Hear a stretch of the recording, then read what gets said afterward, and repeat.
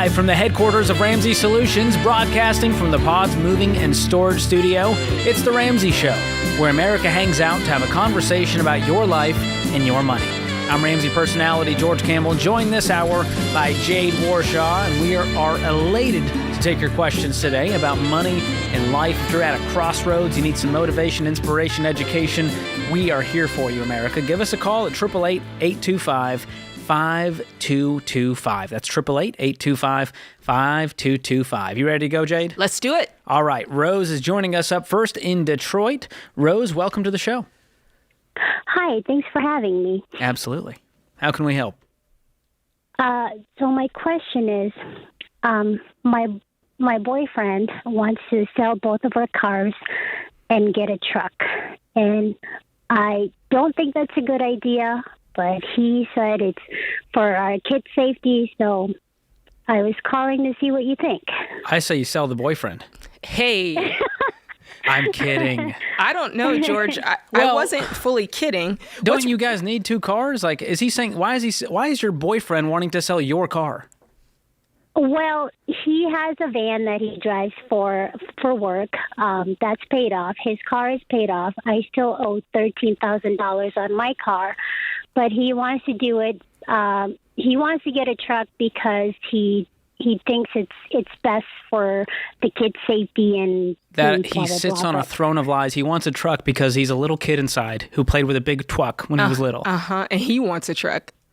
Is that fair? That's what I think. I think that he really If he wants a truck safety, for he needs to get himself a minivan. Here's the question. Was he specific about the truck that he wanted? Because this is going to tell us a lot. Was he specific? No, not really, no. The question still stands. What is he doing meddling with your finances? Yeah, good question. What does this truck have to do with your car is the big question. Okay, because honestly, I'm not sure. So I drive my car. My kids are with me most of the time. And he tells me that, for safety-wise, if we get in a car accident or anything like that, he thinks that having a truck is better than having a Ford Escape. So, okay. And I still owe $13,000 on this car, which I know I could probably pay it off by the end of this year. And I want to keep it until it's all paid off. So, Rose, you can do what you want to do, girl. Yeah. You can do what you want to do. And what you want to do, in my mind, is the best choice. Keep the car you have and pay it off. Is there any reason, like logical reason, because just a truck is safer is not a logical reason. There's plenty of cars on the road. And didn't you say a Ford Escape? That's like a midsize SUV. Yeah. Okay. Yeah, what he's saying is bananas. Don't do it. What's your income, Rose? I guess I'm not bananas then. No, you're not. You are not. Okay, good. It's your car. Okay. It's your kids. And until you're married and sharing finances, it's your money, which means it's your prerogative. Rose, have you guys combined finances? Not yet. We are good. not married yet. Then he doesn't get a say in what you do with your car. If he wants to go get himself a truck, he can go get himself a truck. And let you use it sometimes. If it's really that big of a deal. I told him, I said, if he wants to get a truck, then he can get it. Everything in his name, and I can drive it. That's fine with me. That's right, Rose. So, you go tell him that, and have a little bit of an attitude when you say it. Give him the tube. Rose, do you feel like this car is unsafe? I don't think so. I honestly don't. Like I said, I still owe money on it, and I just want to pay it off and keep it because I'm tired of paying for this car, and I know I can pay it off by the end of this year, and by then and it's a 2018, so it's newer. That's a great car. Not that okay, old, so. What's your income? Yeah. Well, I was a stay-at-home mom this past year, but I'm starting a new job next week, and I'll be making about $40,000 a year. Awesome. Good. Any other debt that you have? $3,000 on a credit card that I'm working on paying it off, and then that's it. That's great. So let's attack that credit card first. Let's knock that out, free up a payment, and then we'll attack that car loan. And I totally believe you'll have this thing paid off by the end of the year. Yeah. Absolutely. Okay, can I just ask one quick question? Sure. So both my kids have $1,000 each that they got for birthdays and such these past few years. There's 4 and 6, and I don't know what to do with it. I would just throw it into a 529. Yeah. Okay. Just start putting it towards, if it's birthday money or something like that. I mean, that's what I would do. Unless they have a purchase they want to make, a little small, if they're trying to buy a toy or a video game and they want to save up and use some of that, that's okay. But it's a great opportunity to teach them to give, save, and spend. We're going to give a little bit, spend a little bit, and save a little bit. Oh, and when that's a they're good young, idea, George. Saving a whole bunch, they're going to look back at that money and go, I'm so glad I actually saved that because now I can go to college debt-free. Now I have some money to throw at my first car. So it's a great lesson you can teach them at this age. You're doing so good as a mom. Oh, thank you. So do I start an account separate for each or combined?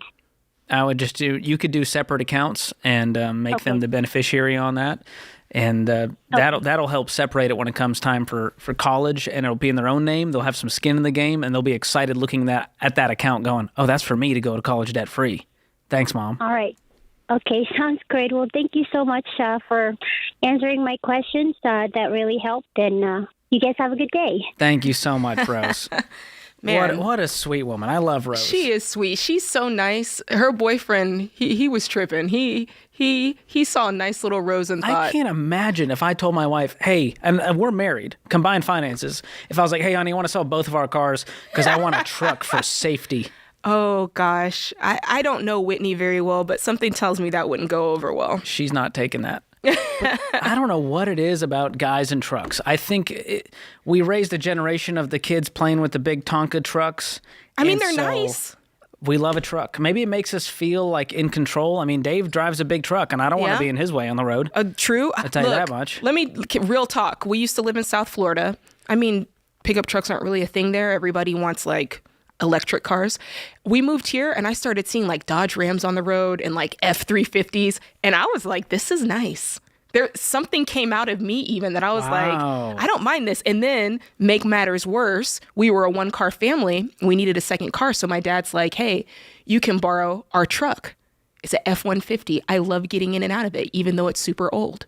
What is it? It's rock and roll. I don't know, man. Trucks. Trucks are one of the main reasons American males are in debt. I'll tell you that much. I mean, those things are freaking expensive. They are. And they'll happily go into giant payments for it under the guise of safety. Yeah. No. You know what's safe? Not owing anyone anything. Okay. And driving a reasonable used car, which are just as safe as your shiny new car. Which could be a Ford Escape in Rose's case. There we go. You don't need to take it mudding. You'll be all right. Go with your buddies who's in debt. That's more fun. Oh, my goodness. I love it. More of your calls coming up. 888-825-5225. This is The Ramsey Show.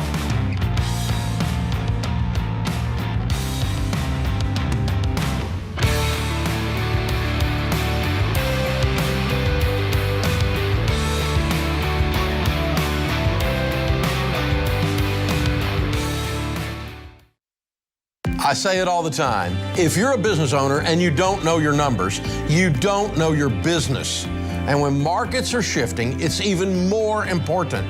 You've got to know where you stand so you make your next move the right move. And you don't have to be in the dark here. Over 31,000 businesses, including my team at Ramsey, know their numbers because they use NetSuite by Oracle, the #1 cloud financial system. NetSuite gives you visibility and control of your financials, planning, budgeting, and inventory so you can manage risk, get reliable forecasts, and improve margins. Having everything in one place has saved my team hours each week since we made the switch to NetSuite. NetSuite is a game changer. So head on over to netsuite.com/Ramsey to get a product tour today. That's netsuite.com/Ramsey.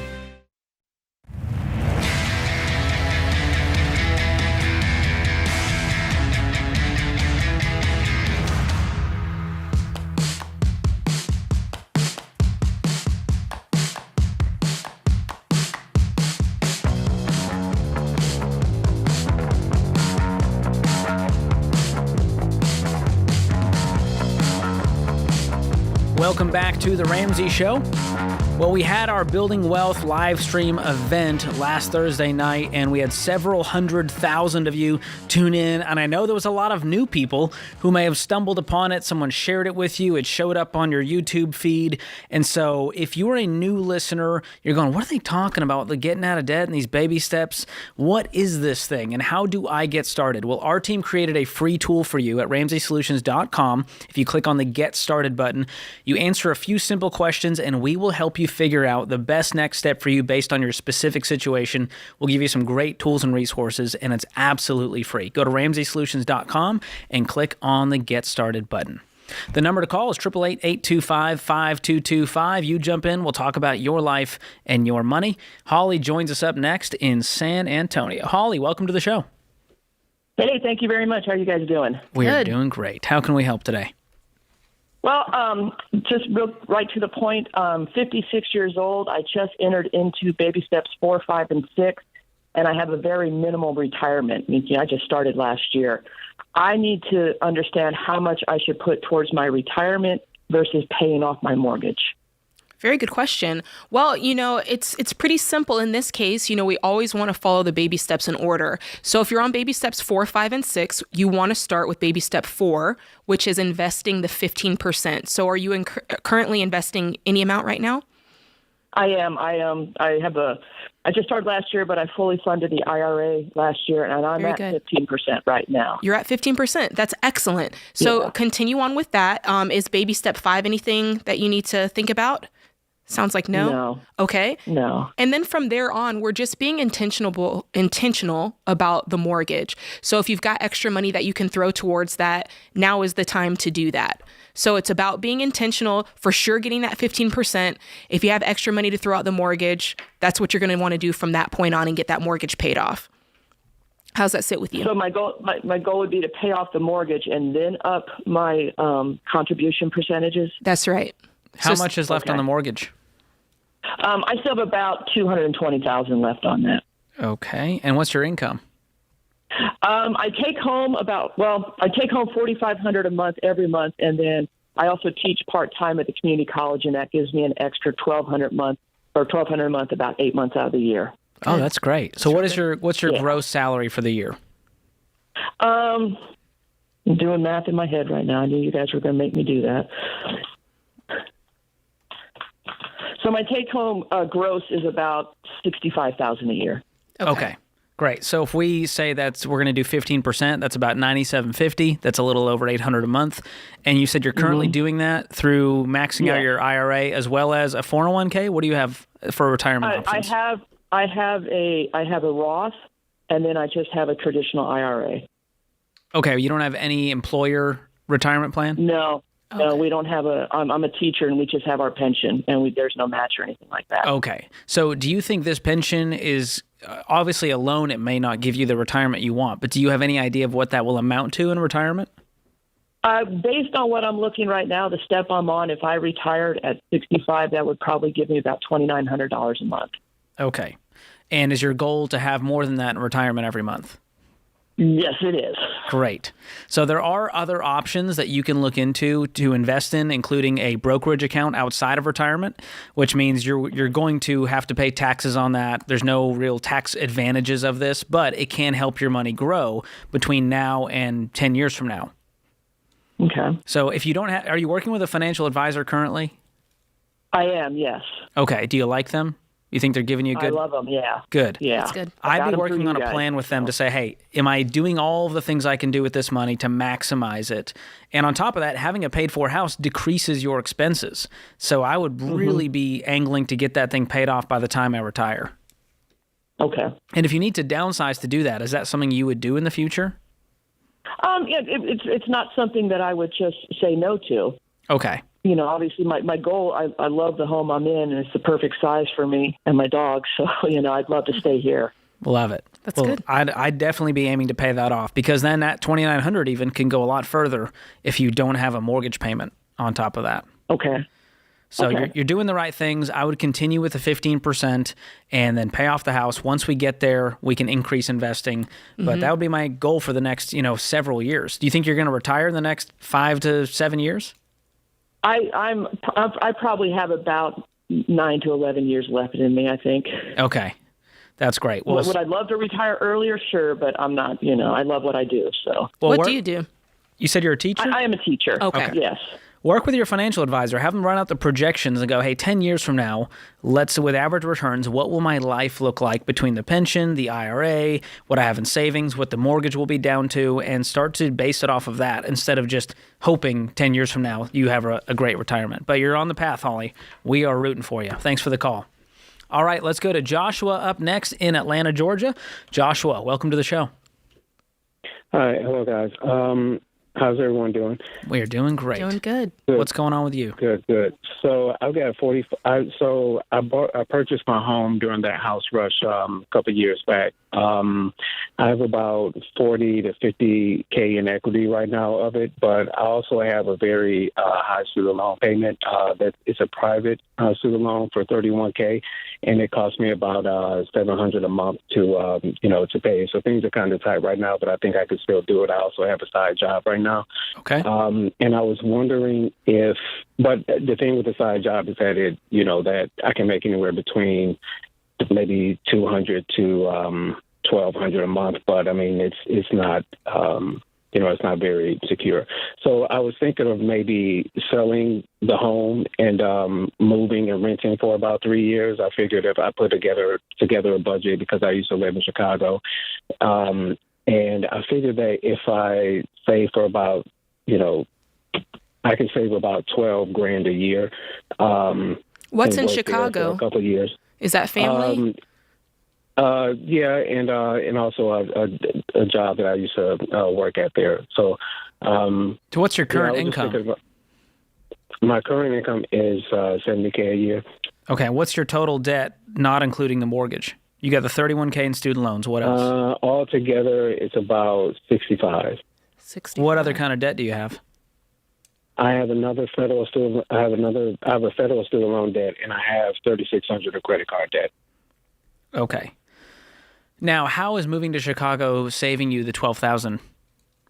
Because Chicago's expensive too. Yeah, but I could, I would rent there for a while. Back when I was there, I put together a budget. It would save me because I wouldn't have to eventually purchase a car, and I wouldn't have to purchase a car. So you would sell you have a paid for car, or does that have a loan? Yeah, I have a paid for car, and I wouldn't have to pay the student loan debt. Why wouldn't you have to pay? I wouldn't have because I would actually use the equity to pay off. So you sell the house, you take the 40, 50K in equity, and you pay down some debt, leaving you with another 25 of debt. My question is, do you have to move cross country in order to sell a house and a car? Or is it just that you want that job in Chicago?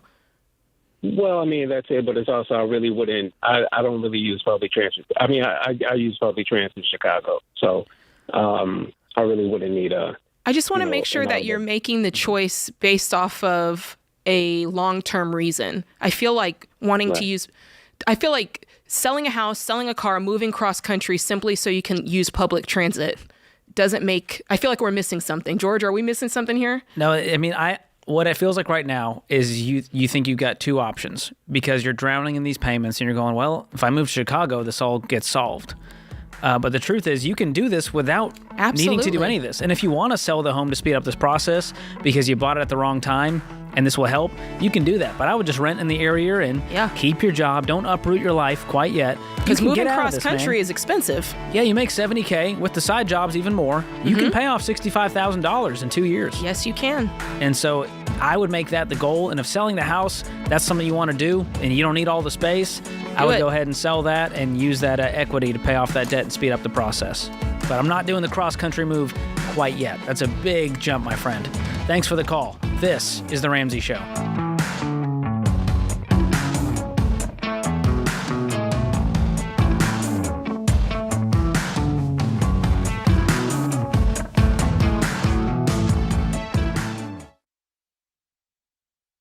If you're like most people, your home is your most valuable asset. And when you want to make improvements, it can feel like everything costs too much or takes too long. But something as simple as custom window coverings from Blinds.com can completely change your space and add value to your home. We've recommended Blinds.com for over a decade, so you know you can trust them.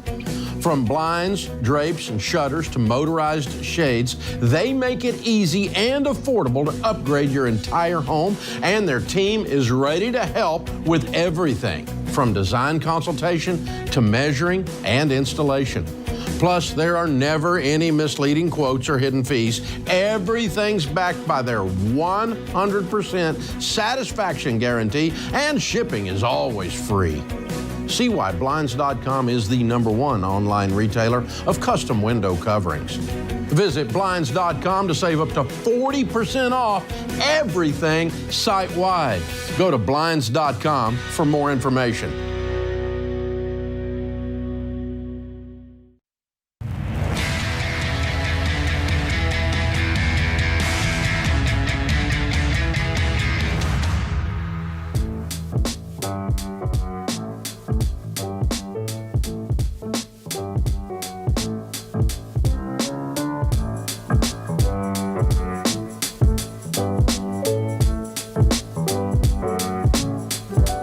Welcome back to The Ramsey Show. I'm George Camel, joined this hour by Jade Warshaw, and we are taking your calls at 888-825-5225.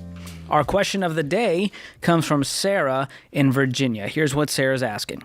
I'm a 23-year-old that graduated college in May of 2022, and I got a job at a nonprofit making $45K a year.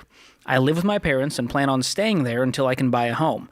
I have no debt, no bills, and have an inheritance of $75,000 sitting in a savings account doing nothing. My parents are very against credit cards and truly believe cash is king. I agree, but I also think I should get a credit card to build credit and get cash back, points, etc. I'm wondering if you have any advice on what to do with the inheritance that's sitting there, the money that I'm making, and if I should get a credit card. I would love to invest in real estate, but would love to hear from you first. Well, Sarah, thanks for the question. It sounds like you got a lot going on, a lot of different questions. Let's tackle the first numero uno question. What to do with this $75K? Hey, if it's me, you have no debt. I'm making sure that I've got 3 to 6 months of expenses, right, George? That's thing one.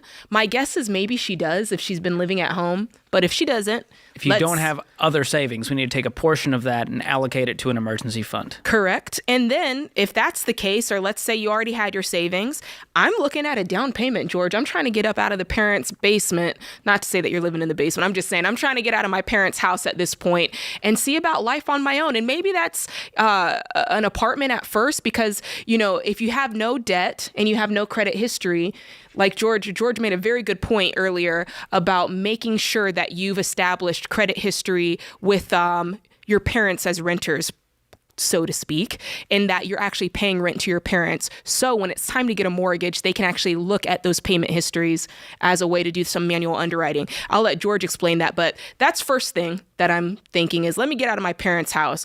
And so George, why don't you talk to that real estate question a little bit? As far as investing? The manual underwriting. Yeah, the underwriting. So part of your question is, do I get the credit card to build a credit and get the cash back? You don't need to play that game at all. Jade and I have both gotten mortgages with no credit history, no credit score, because once we got out of debt, the credit score disappears into the abyss. That's right. It becomes you don't miss it. Zero.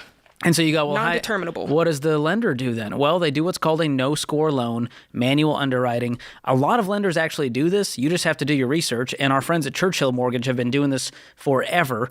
And here's what you want to do. Get in touch with them to figure out what this looks like for you living at home. You need to have some kind of rental history. That's a fact, which means you need to have paid your parents a sum of money consistently around the same time every single month for 1 year. And it needs to be a sum that makes sense. For instance, before Sam and I bought our first house, we did rent from his mom. She owned a property. We rented, but we paid a reasonable rent. I think she rented to us at cost. But every month we wrote her a check for $1,200. And so we were able to use that as our rental history. And so that was able to work for us. Zero credit score. And there may be other history of payments they want to look at, like your cell phone bill. So you said you have no bills. I would just get more clarity on that so that you're not shocked a year from now. But if you are going to be buying a home, I'd have a clear timeline. I wouldn't just continue living at home with mom and dad for the foreseeable future until you feel like it. I would say, hey, 1 year from now, my goal is to move out. I want to start making payments to you guys so I have rental history and I have some skin in the game, start That's paying right. some bills around here. And then 1 year from now, I'm going to continue saving. That inheritance can go sit in a high yield savings account because you've got a short-term goal. So we don't want to invest this money into the market when we need this money That's right. in the next few years. She's And also talking about investing in real estate, George.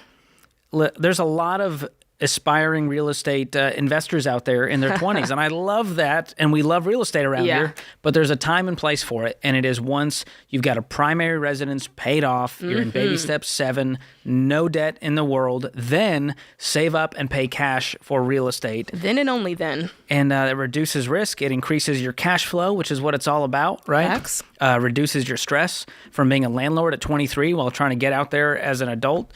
There's a lot going on in your life, and you don't need to be a real estate investor tomorrow. Yeah. Let's take it one thing at a time. You can build wealth without that. And so I would just focus on increasing your income. And it sounds like you love the nonprofit space. That's great if you want to stay there. If you want to move to the private sector, you might, double your income depending on what you're doing. And then the credit cards, you just simply don't need. You've survived this long without them, and you're doing great. You're doing so much better than most people who have credit cards. And so what does that tell you about wealth building?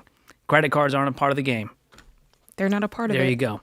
Well, thanks for the question, Sarah. There's a lot packed in there, but you're thinking about the right things. And I have a lot of faith in Sarah that she's going to build wealth quickly at this age.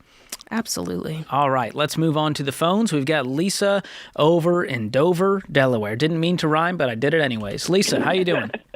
Good. How are you? What's going on? So we're 1662, and we have 2 cars, and we realize we don't need 2 cars, and we have 2 car payments. So the one vehicle has a lot of equity in it because of the type of vehicle it is. So we know we're definitely selling that. I've got a couple of different options. My husband wants to sell that vehicle, take the proceeds, and put it in our retirement account. I want to get rid of both vehicles, buy the best car we can for, let's just say, $25,000. That way we have no car payments, and we can take that money and start doubling up on our mortgage. The only problem with that on the second vehicle, it's a hybrid, so we got a $7,500 tax credit last year. And if we dispose of that car within 3 years, we have to recapture 66 2/3% of that $7,500. But my theory is if you have no car payments, that recapture penalty will go away in four months. So you'd lose out on about $5,000 that you'd have to pay back to the IRS? Right. Okay. And my husband's like, I'm not paying the IRS. Well, So, it sounds like you guys you're wanting to do a lot of things at once. You're wanting to invest, you're wanting to save it, you want to pay off the cars. And so I would focus on one thing at a time. And the best thing you can do right now is to get out of all consumer debt. So are the 2 car loans your only debt, or is there other things?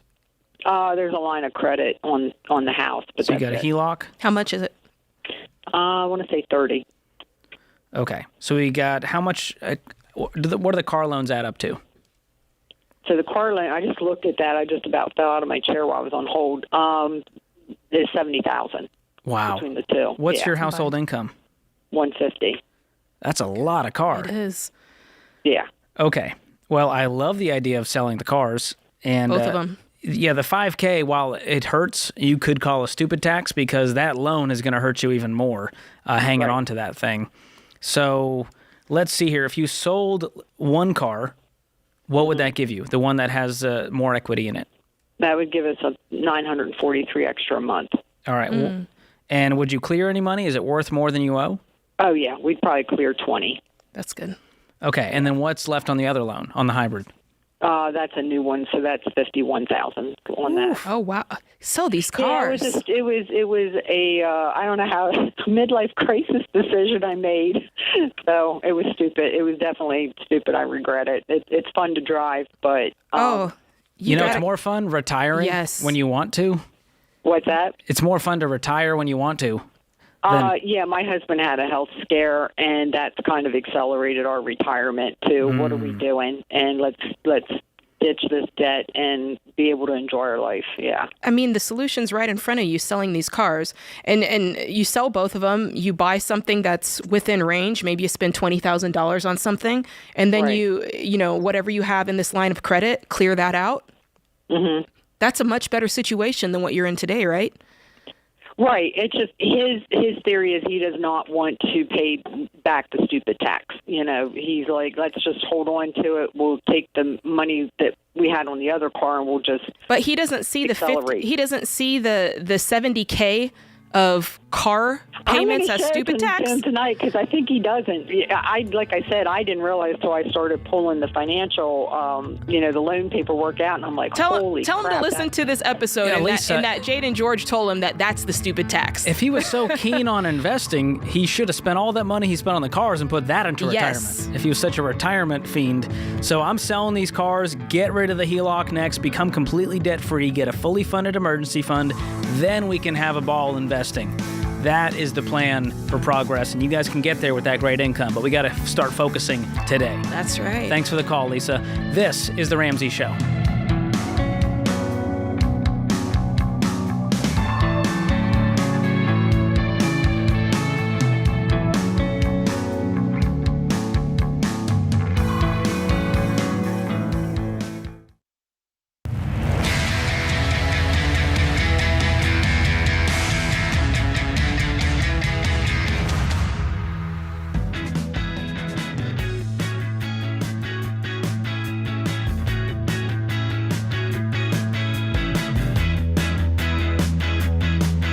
Welcome back to The Ramsey Show. I'm George Camel, Ramsey personality, joined by my colleague and friend, Jade Warshaw, this hour. Yeah, George, it's a new year. Thank you, Lord. And that means you can't be giving up on those goals that you set out to accomplish. And if your main goal is to build those money muscles, but you've only been to the gym... I love this. But you've only been to the money gym once. Just like everyone else, it's time to make progress, not excuses. That's what I'm talking about. And let me tell you, it can be hard when you don't have a plan or when you're starting out with $460,000 of debt like me and my husband, Sam. Man, if you want to be practical, if you want a proven plan to climb out from under that pile of bills and start building wealth, it is time right now to grab yourself a copy of the Total Money Makeover. Guys, do not wait to do this. This is your life change right here. This book is quite literally the reason that I'm here today on the radio. This is Dave's best-selling book for a reason, guys. You are going to learn the 7 baby steps to guide you through your journey with real life stories from people who don't have to struggle with money problems anymore because they followed the same steps too. Guys, I cannot tell you how much this can change your life. These baby steps, I remember when Sam and I first got the Total Money Makeover, we brought the book home, we started filling it out, and I'll be honest, because it's like looking in the mirror, George. We first looked at it and we were like, oh my gosh. And at first we kind of felt like, oh man, like a little bit like, can we do this? And then we kept reading, we kept looking at the stories, and we were able to go forward. So guys, let me be real with you real quick. Paying off debt and building wealth, it's not just for me. It's not just for those people over there. It's not just for the Joneses. It's for you. Or the people in this book, it's for you too. So get back on that money treadmill and order your copy of the Total Money Makeover today. This is at RamseySolutions.com/store. You guys got this. Man, you got this. Order your copy today. I love it. Can I start telling people that I do go to the gym? I just go to the money gym. The money gym? Does that count? It's like when you have 2 things of money in your fists and you just do curls. Just maxing out an IRA. Yeah. That's my kind of workout right there. Oh, I was really talking about lifting piles of cash. Oh, no. No, that would be baller though. That feels dangerous. If I'm doing it at the gym, I'm getting mugged. Can I tell you something? Talking about piles of cash, do you remember when we were kids, DuckTales, and he used to dive into that pile of money and swim in it? If only that was possible. Let me tell you. That would be my money gym. Sadly, it's one of my retirement goals. I want to do get a bunch of friends George over. In the backyard. Just get one of those inflatable Walmart pools, and we just fill it with money. I love it. It's for sure going to be dollar bills. I can't afford to do it with tens. I definitely want to see a YouTube video of this, George, when it happens. I feel like Mr. Beast has done this. Someone will let us know. That's incredible. I love it. I love it. The guys behind the glass are like, yes, please, this is real. Get Mr. Beast on a collab video with George swimming in a pool of money. Oh, but real talk.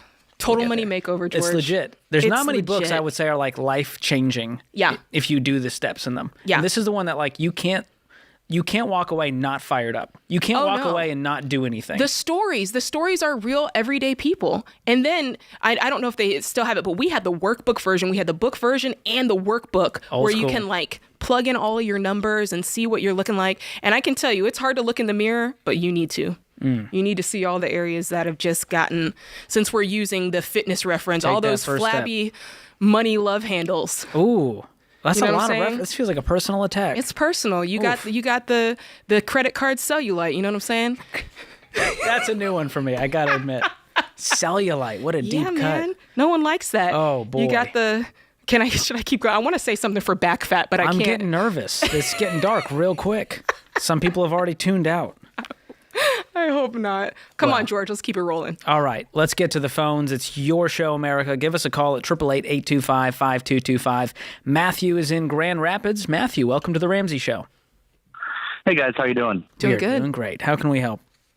Yeah, so first I want to give a quick comment. I submitted for the student loan repayment since we paid them off during COVID, and I checked my Nelnet student loan account today, and I found out they are making me pay that back, and if I didn't find that out by June 30th, I would have student loan interest I would have to pay on top of that. So this morning, Yikes. paid that right back. So just wanted to give a little awareness. Let me get this clear, Matthew. You made your payments, and they said, hey, we'll actually refund you $10,000. They reinstate your balance to 10 and say, hey, hopefully the government clears that? Yep. So I got a check from the Department of Education November of last year for that $10,000, and my balance was $10,000. So then next thing they said by June 30th, but I didn't pay that back. I'd have interest to pay on top of that. And since there was some CARES Act thing, I actually have to pay an additional $20 because some $20 of interest accrued, which Goodness gracious. confused me. So probably some not nice words our Lord and Savior wouldn't want me to say on air. So they wrote you a check for $10,000 and then put you in debt for another $10,000 and said, all right, good luck, pay it off. Wow. Yep. Okay. Good reminder for those out there that got a check your balances because they're probably reinstated for that same amount. Go pay that off immediately. Good looking out, Matthew. And it's interesting. You know, I was on a couple of weeks back with Dave, and a guy called in, and something really similar. He had requested a refund for the $10K, and when they gave him the refund, they reinstated his entire loan. And they sent him a check for the amount of the entire loan, not just for the $10K. Way more than $10K. Way more. I think it was like 20. It was a weird number. It was like 21 or 22 something. And this is what I was afraid of, which is, you know, gross predatory it's malpractice predatory. from these student loan companies. It's predatory. And but Matt did the right thing. He sent that check right back. And that's what y'all need to do. If you're listening and you requested student loan forgiveness, especially if you were already clear of debt, just be debt free, man. Amen. Just be debt-free. Send that money back and be debt-free. Quit waiting on the government. Love it. Well, Matthew, let's get to your question. Is it related? Unrelated? Yeah, not directly related to this. Just had a quick question. So my wife and I, debt-free, other than our house, we make about $120,000 a year combined. My company matches about 8 to 9% in our 401k. I have about like $50,000 in there so far. And my question is, should I only match up to the 8 to 9% and then go with a SmartVestor Pro for the other 6 to 7%, or should I max out that 401k to the 15% and then let them match up to that 8 or 9? Do you have a Roth 401k? I believe so. It's after tax. It is after tax. So therefore, make sure it's a Roth. If it's a Roth, you can just invest all 15% into that 401k. Okay. And you should get close to maxing it out. I don't think you'll get there with your income. Okay. But if it's not a Roth, if it's a traditional, then we would just move invest to the Roth IRA. Yeah. And max that out or get as high as you can up to the 15. Okay, that sounds good, kids, because, I have that 15% just taken out of my paycheck every single week. Cool. Yeah, it's great if it's a Roth. If it's not, we want you to take advantage of, in this order, match beats Roth beats traditional. So take that match up to 9%. Let's go to the Roth IRA and start putting some money in there. Then if we run out of options, we can go back to the traditional 401k to finish it out. Okay. Is that a baby in the background I hear? Yeah, we're just pulling up. she was just crying a little bit in the car seat. So I was trying to keep her as calm as possible. And that's what I was just going to say. So shouldn't change anything since she's about 9 months old, just keep investing like we are. Yeah, I mean, I'd open a 529 and beyond that 15%, throw a little chunk of money into a 529 every month or an ESA. Mm-hmm, okay, my parents and I partnered on that, so we're good to go there. Very Love good. it. Man, what an awesome dad, Matthew. Pump for you. I know. How old are you? 25. Oh, Very my good. goodness. You Very guys are good. in such great shape. Thank you so much for the call. What an awesome scenario. I love It's to a hear good it. problem to have. It never gets old, George, when people are doing the right thing. I wish I was that smart at 25. Like, if you're listening, you're frustrated because you're like, gosh, I wish you always hear this. Yeah. Man, I wish I knew this when I was younger.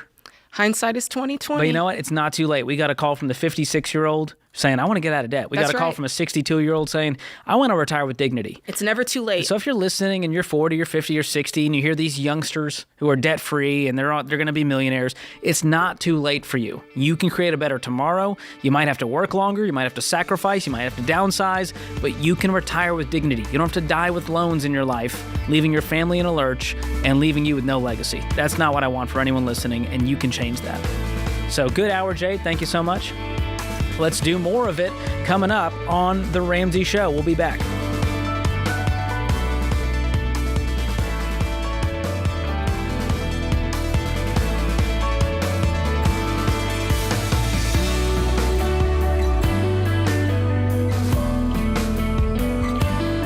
Hey, George Camel here. If you love the show and you want a deeper dive on your money journey, we've got a weekly newsletter that gives you helpful articles and tips on following the Ramsey way. Just go to RamseySolutions.com today to sign up for the newsletter. Again, that's RamseySolutions.com to sign up for our weekly newsletter.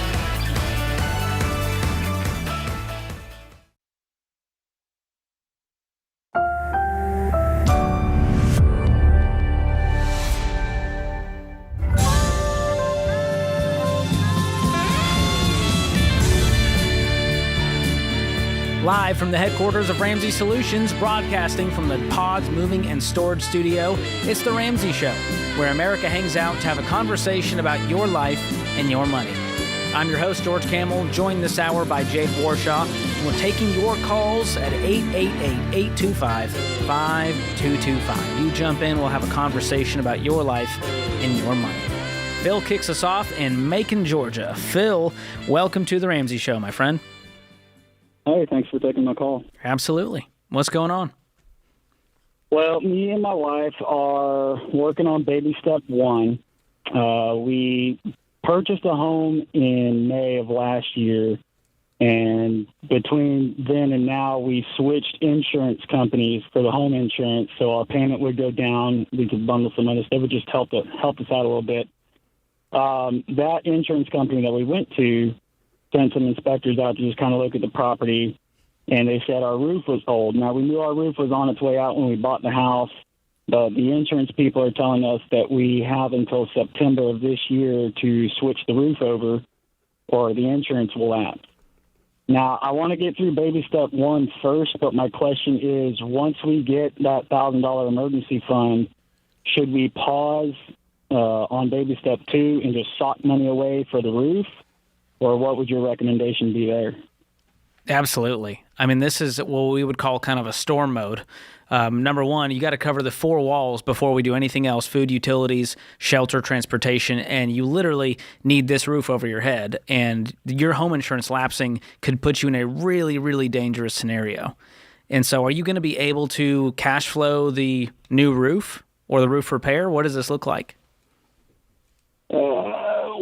Right now, no. We've cut all the expenses we know to cut. I'm working 60 to 70 hours a week at my job. Now, my wife will be taking up a job, hopefully at a hospital here before too long. She's a registered nurse. She's just waiting on a license to reinstate back to Georgia. Great. So after that, we should be looking pretty good. She said a low ball would be like $800 extra a month, so that would really help. So what's the roof going to cost? So average cost, it looks like it's going to be about $5,000 to $6,000. Okay. We may be able to squeak by a little under that, but I'm not sure exactly. And what are your minimum payments on your debt? Are you able to afford all of the minimum payments and keep all your bills current? Yeah, we're good right now. Hers would just give us a little more margin to kind of knock down all that other debt. Because you should be able to do this with her extra $800, and you've got, I'm guessing, a few extra $100 you could throw at this roof right now. 1 to 200 extra, yeah. Okay, so that would put it at about 6 months of saving to pay for this roof. Sounds about right. Which means by the summertime, this thing's done, and we're continuing on with the baby steps, attacking that smallest debt next in baby step 2. Cool. That would be my plan. My plan would be, let's try to beat that goal and say, hey, can we get this money saved up by April, by May, so that we don't delay our debt freedom any longer. All right. So I'd be continuing to work those 60, 70 hours. Let's hope she gets that job and works as much as she can. Let's get a bunch of estimates to see who's got the best bid on this job, and then move forward from there. Awesome. All right. Thanks so much, Phil. Appreciate the call. Jesse is up next in Memphis, Tennessee. Jesse, welcome to the show. Hey, thanks for having me, guys. Absolutely. No problem. What's going on? So, general question. We are in baby step 1, and I started side hustling, and I was curious on how much I should withhold from that, since it's cash to pay for taxes at the beginning of next year. That's great. That's a really good question, Jesse. I'm happy that you're thinking about this, because so many people, they start on a job where they're responsible for the taxes, a 1099, and then tax season rolls around and they get hit with a bill. So I'm really happy that you're thinking about this, especially early in the year. So what I would do, anytime I used to be in entertainment, and then a lot of times we would get paid just a flat rate and we were responsible for the taxes. And so as good measure, what we would do is just set aside, 25 to 30% of the earnings and put that with our quarterly estimate, and that's how we made sure that we didn't get hit with a big tax bill at the end of the year. Awesome. Yeah, my wife was the one who, because I didn't think about it at all. I was just, I'm focused on making extra, and she said, hey, make sure you hold out for taxes. I'm like, that's a great idea. Yeah. How much? Yeah, So- you don't want the IRS on your back, man. How much are you bringing in 1099? Well, I just started last week, and it's probably going to look like maybe $500 or $600 a month extra. Okay. Yeah, just put a quarter of that aside, and then you'll be ready when that tax bill comes. And what I did when I was doing side hustles is made quarterly estimated payments. And I did that through the IRS website, make sure it's official.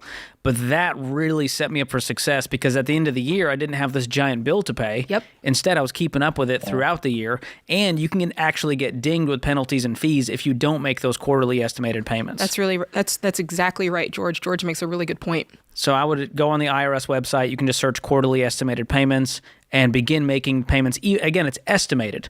So if you take, hey, I'm going to put 25, 30% and pay it to the IRS every quarter to keep them off my back, they'll be happy. Awesome. That sounds like a great idea. What are you doing for side hustles? DoorDash. Okay, how much are you making in DoorDash? Because a lot of listeners out there are wondering what's worth their time, what's going to make them the most money. Well, last week was my first week, and I averaged $26.55 an hour. Nice. I did it for I did 3 evenings. So it's almost 9 hours is all I put in, and it was $26.55 an hour. That's great. So And you're doing this to pay off some debt? Correct. Yeah, we're in baby step 1. We just started this month, so we'll have that baby step done by the end of the month. So next month we can start pushing my snowball off the cliff. How much yeah. debt? Say that again? How much debt? Oh, Lord, it's say 26,000 credit cards and maybe 80,000 in cars. That's cars, a lot of cars. It is. I'm wondering What's your about household those income? cars. Yeah, my wife was considering selling her car, but when we financed it, we was upside down on the other one, and she went to Kelly Blue Book to see how much it was worth. What's your household income? Yeah. The household before the DoorDash was right at 100 a year. All Man. right, you guys need to get out of these cars. Yeah, the good news is you're willing to do whatever it takes. The bad news is whatever it takes happens to be selling one or both of these cars. Yeah. This is just too much car for you, man. That's way over 50% of your household income tied up in a depreciating asset, and it's drowning you guys. And I want to see the side hustle be put to work, and getting rid of these cars will definitely get you there. Appreciate the call, man. Way to go hustling. This is The Ramsey Show.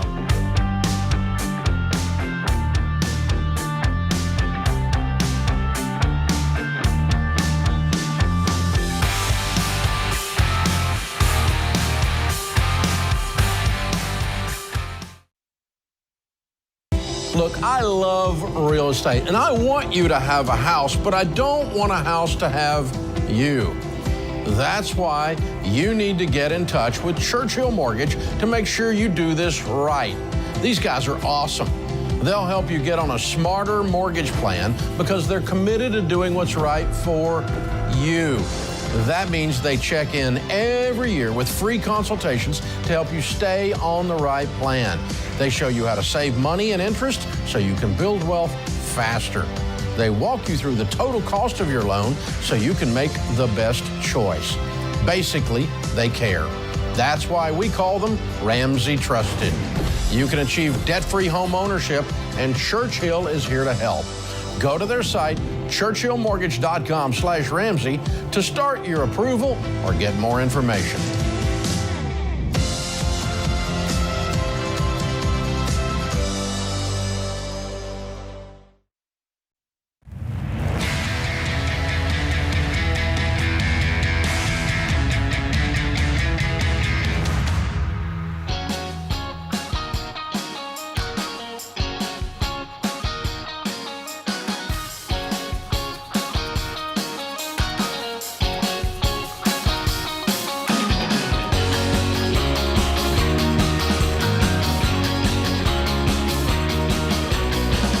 Welcome back to The Ramsey Show. I'm George Camel, joined by Jade Warshaw this hour. Well, guys, if you were wondering whether to buy or sell a home this year, here's what you need to know about the housing market. There's still more demand for homes than there are homes to buy. The median home price is expected to keep rising, just at a slower rate. And interest rates likely haven't stopped going up. So what does that mean for you? Well, if you're buying a home, you may still face some competition and big price tags. And if you want to sell your home, chances are that you can still make a nice profit, but you may have to be patient for the right offer to come. It's not going to happen overnight. Of course, this will depend on where you are. Every market is so different, and it's why you need to work with an experienced real estate agent when you're ready to start the home buying or home selling process. You want someone who's done this 100 of times before and knows how to negotiate a strong deal based on this current market. And you can find agents like that who are Ramsey trusted through our Endorsed Local Providers program. These are top performing agents around the country who we trust to serve you well. Get connected today at RamseySolutions.com/agent. That's RamseySolutions.com/agent. James is up next right here in Nashville, Tennessee. James, welcome to the show. Hello. Hey, what's going on? How you doing? I'm doing great. First of all, I'd like to thank you all for taking my call, and thank you for your show. It's been very helpful. Absolutely. Oh, glad to hear it. What's going on with you? Well, I sold my house, and I'm sitting on about $240,000, and it's just sitting in a bank doing nothing for me. And also, I have some annuities as well that are matured, which I'm looking to maybe I can start collecting on that, but it's like a long-term payout, you know. Mm-hmm. So I thought I might start getting that, have it all deposited into a bank account, and maybe dollar cost average that into some sort of investment that's maybe a diversification of things that are a little higher risk and some more safe. How old are you? I am 62. All right. Do you have any other retirement? Do you have a nest egg? Well, my income is tax-free. It's annuity as well, and it was from an accident I had been in years ago, and it's pretty good. My income is pretty good. I get about $5,500 a month. Mm-hmm. $5,500 a month, and it's tax-free, and it's all tax-free. And is that guaranteed for the rest of your life, or what? Yes, it is. Yeah. Okay, and that's essentially your retirement. Yeah, it is. Yeah. All right. Well, and you're not. You said you sold the house. Where are you living now? I've got another place I just right across the river here on the Cumberland River, and I'm doing the same thing here. Just a little RV property. I'm looking to live a more more traveling type of lifestyle for a while I can, Cool. until I'm too old to do it. And I have another property up north, which I was going to develop it and put a barn on it, make it RV friendly, like a seasonal type property up And there. is the property paid off? Everything's paid off. I'm debt free. Oh, I RV love it. Oh, wonderful. Okay, and what other money do you have in savings? You said you have $240. Any other cash? Well, that's about it. And I have about 60 in the annuities I was telling you about. They're pretty much matured. 2 of them are. I've just been letting it ride for the last couple of years because I wasn't exactly sure what I want to do with it. And it's a long-term payout, too, on some of that, probably most of it. So I was thinking about taking that and, like I said, dollar cost, and have that deposit into an account. And if I find the right investment, have that dollar cost into I'm thinking there could be some bargains going on with the way the economy is. It's getting ready to tank, or if it hadn't, Well, I like dollar cost averaging, and if you want to do that into mutual funds, index funds, don't do this into single stocks or anything volatile. But that would be a good plan. And the rest of the 240, if you want to, if you're going to need it liquid cash in the next few years for anything you're doing, I would put it in a high yield savings account for now. But if you're talking, 4, 5, 6+ years out, you can invest that. And I like the idea of dollar cost averaging it. You could also lump sum it. Yeah, I'd like the dollar cost. This way I get to ride the market on its way down and a little bit on its way back up, and maybe sit back for a while, and then you go ahead and cash it all in a few years, and then just live off the rest. Absolutely. I kick my lifestyle up a little bit as. Well, I'd be looking at my future goals, James, and going, all right, do I want to put this towards the farm that I want to rebuild? You want to have liquid cash for that. I don't want it fluctuating in the market, and you take a big hit on it because you wanted to invest it, and all of a sudden the market dipped a little, and now it hurts emotionally to take that money out at a loss. So leave as much as you need in cash in a high-yield savings account. That'll grow at about 3 or 4% right now in a good online high-yield savings account. The rest I would put towards those goals, whether that's investing or using. Way to go, man. Good problems to have. All right, Rebecca's up next in Iowa City. Rebecca, welcome to the Ramsey Show. Hi, thanks so much for having me today. Absolutely. How can we help? Yeah, so I've been working full-time while I'm in a full-time online graduate program, and I just completed my third class of a 10-class program, and I'm set to graduate in May of 2024.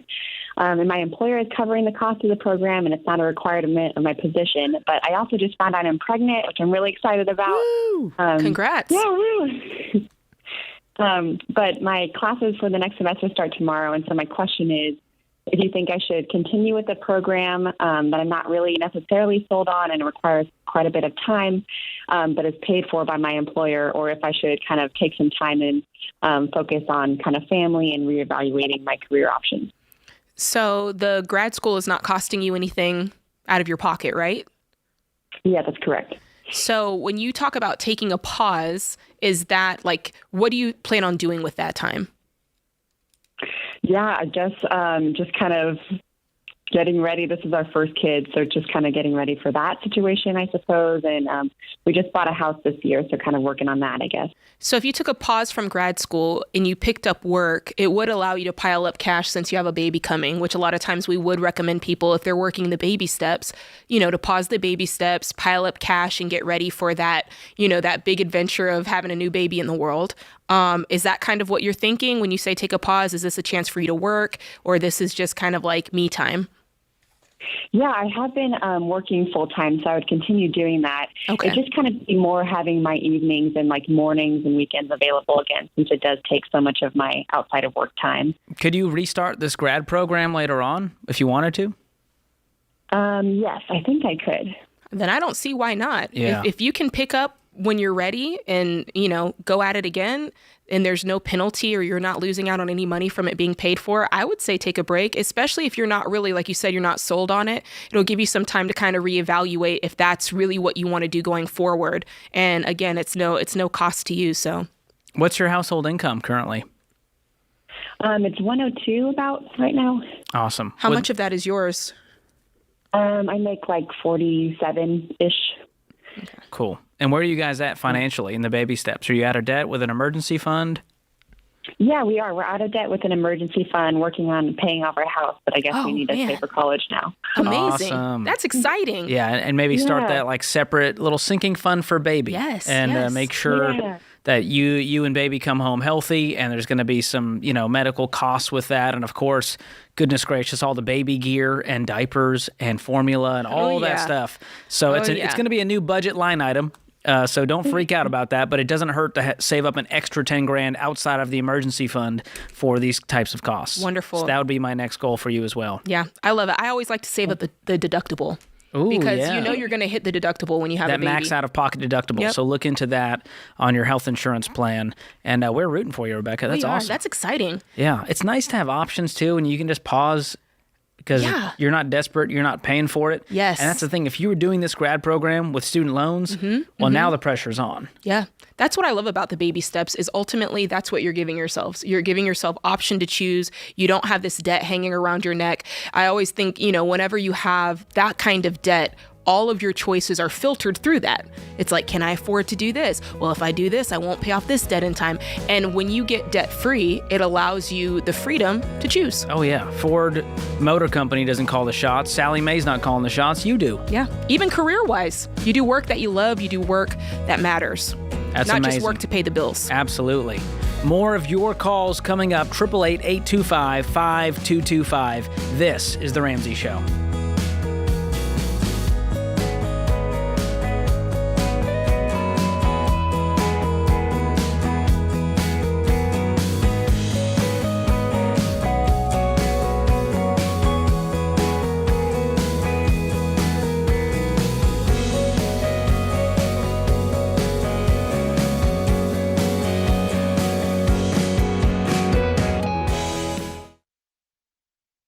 We were drawn to Christian Healthcare Ministries because we both had young families and we wanted to have more children.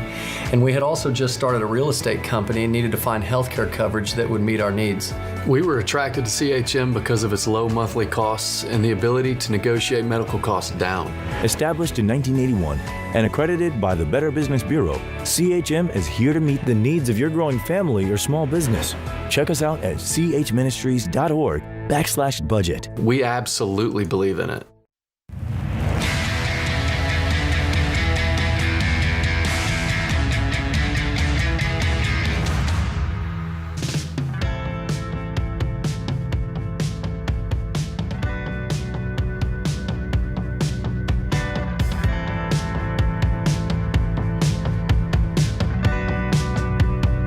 Welcome back to The Ramsey Show. I'm George Camel, joined by Jade Warshaw this hour. Open phones at 888-825-5225. Well, Jade, the headlines have not been what I expected lately. All the rage. Eggs. It's all anyone can talk about. Here's the CNN headline. Egg prices exploded 60% higher last year. These food prices surged too. It goes on to say grocery prices remain stubbornly high, nearly double the rate of overall inflation at 11.8% year over year, according to the Bureau of Labor Statistics. None have been more rotten than egg prices, up 59.9% year over year, a rate not seen since 1973. Oh my goodness. Wow. Well, they get the phrase a dime a dozen from eggs, right? I did not know that. They used to be a dime a dozen. And that's where they got that from. And now, apparently, they're 59.9% higher, and they have egg-sploded. I see what you did there. This feels like the old, I walked uphill both ways, and eggs were a dime a dozen. Yeah, it is. But I will say, when I get to the grocery store, and I look at my Pete and Jerry's, organic dozen, and it's almost $8. Organic I clutch my in pearls. this economy? Are you kidding me? Look, George, there's some things I just can't compromise on. Now, back in the day, we can't afford GMO, let alone organic, look, Jade. If I was in baby step 2, I would take whatever egg they had. But your girl moved out of baby step 2. It's not just eggs. Butter and margarine up 35%. Woo! Lettuce is up almost 25% annually. Flour, prepared flour mixes up 23% annually. Canned fruits and veggies up 18% annually. Bread up 16% annually. But here's the good news. The silver lining in all of this. What? Bacon is down almost 4% annually. Interesting. So it's a wash. If you got your eggs, you get your bacon's cheaper. You eggs get to are choose. More. You get to choose one or the other. Wow. Well, we wanted to give people some tips here, Jade, because we like to make some jokes because it's all wild out there. But it is hard too. When you go to the grocery store and you've got to swipe that debit card or get that cash envelope out, it hurts. It does hurt. And it hurts so bad that I started looking for alternatives. I started looking for suggestions. And I saw this video online that some psycho had the nerve to post. It's instead of doing scrambled eggs for breakfast, it's scrambled tofu. Some you crazy person. You posted that video. I did post that video. George! Jade, you're trying to cause anarchy across America. You know what? Here's the deal. I love eggs. I will eat eggs. But when eggs are costing me $8.99, I would rather get a pack of tofu for $1.79. It feeds my whole family. And they have the seasoning. I don't even know what's in there. That you sprinkle in it, and it tastes like eggs. How are they making it $1.79? I don't trust it. And it's organic, George. It was never real to begin with. Tofu? So it's soybeans, bro. Oh, I'm learning a lot. It's soybeans. It's just hardened soybeans. I'm telling you, look, I have looked for all the alternatives. You know, you can make an egg out of flaxseed. Like if you're making pancakes or waffle, you can make a flax egg. That doesn't sound right. It's flax seeds and water. It's not how the Lord intended it. George, look. Flaxseed eggs. I'm always looking for alternatives out here. You are like next level when it comes to food. So I believe you. And if Jade was cooking it, George, I'm sure it'd if be you delicious. come to my house and I have leftover waffles, if you have those waffles, you are going, I always say, you're going to rip off your shirt and run through the streets. Wow. Ranting about how delicious these waffles are. That's not what America needs right now. Gosh. But there are other things you can do, right? At the end of the day, it's all about making a budget, being very specific in your food budget, right? Yes. And here's what's happening, Jade. People see these headlines and it makes them spiral even further about the economy, and it gets political. Yeah. And there's a lot of reasons for these food prices skyrocketing. Supply chain issues, still a problem. Transportation costs. It just costs more to move things across the country. Yeah. There's global factors. I mean, there's a war happening. I don't know if you've heard about it with Russia and Ukraine. Bird flu, that happened, which is causing a lot of these egg price The thing is, increases. George, I don't want to focus. I can't change that. I can't change the war. I can't change the bird flu. I can't change supply chain. But what I can do is I can meal plan. You can change that budget. I can change my budget. If I can't afford eggs, I need to cook stuff that has less eggs in it. Right? I can control the controllables, right? And I love this meal planner on RamseySolutions.com that you can take a look through. It's our friend wonderful. Rachel Cruz produced this, and it's been updated, but at the time, we didn't experience all this inflation. Now we need this. And so you can get this incredible guide at RamseySolutions.com/meal planner. And it also includes a grocery savings guide. There's some templates you can print out for meal planning, grocery shopping. There's a ton of tips in there, and it's completely free for you. You can also check out our article on why food prices are going up. We've got all of that for you in the show notes as well, if you're watching the show, listening to the show. But there are some things we can do, and we've mentioned some of them on the show before, but doing your research, not just buying willy-nilly impulsively, but actually researching where the best spots are to go, what's on sale that week, using what you already have. That's right. I know you don't want to reach back in that pantry and go, ooh, that went bad 3 years ago. George, January is a great month to do a pantry challenge. Yes. And just cook all that stuff in there. You got black beans in there.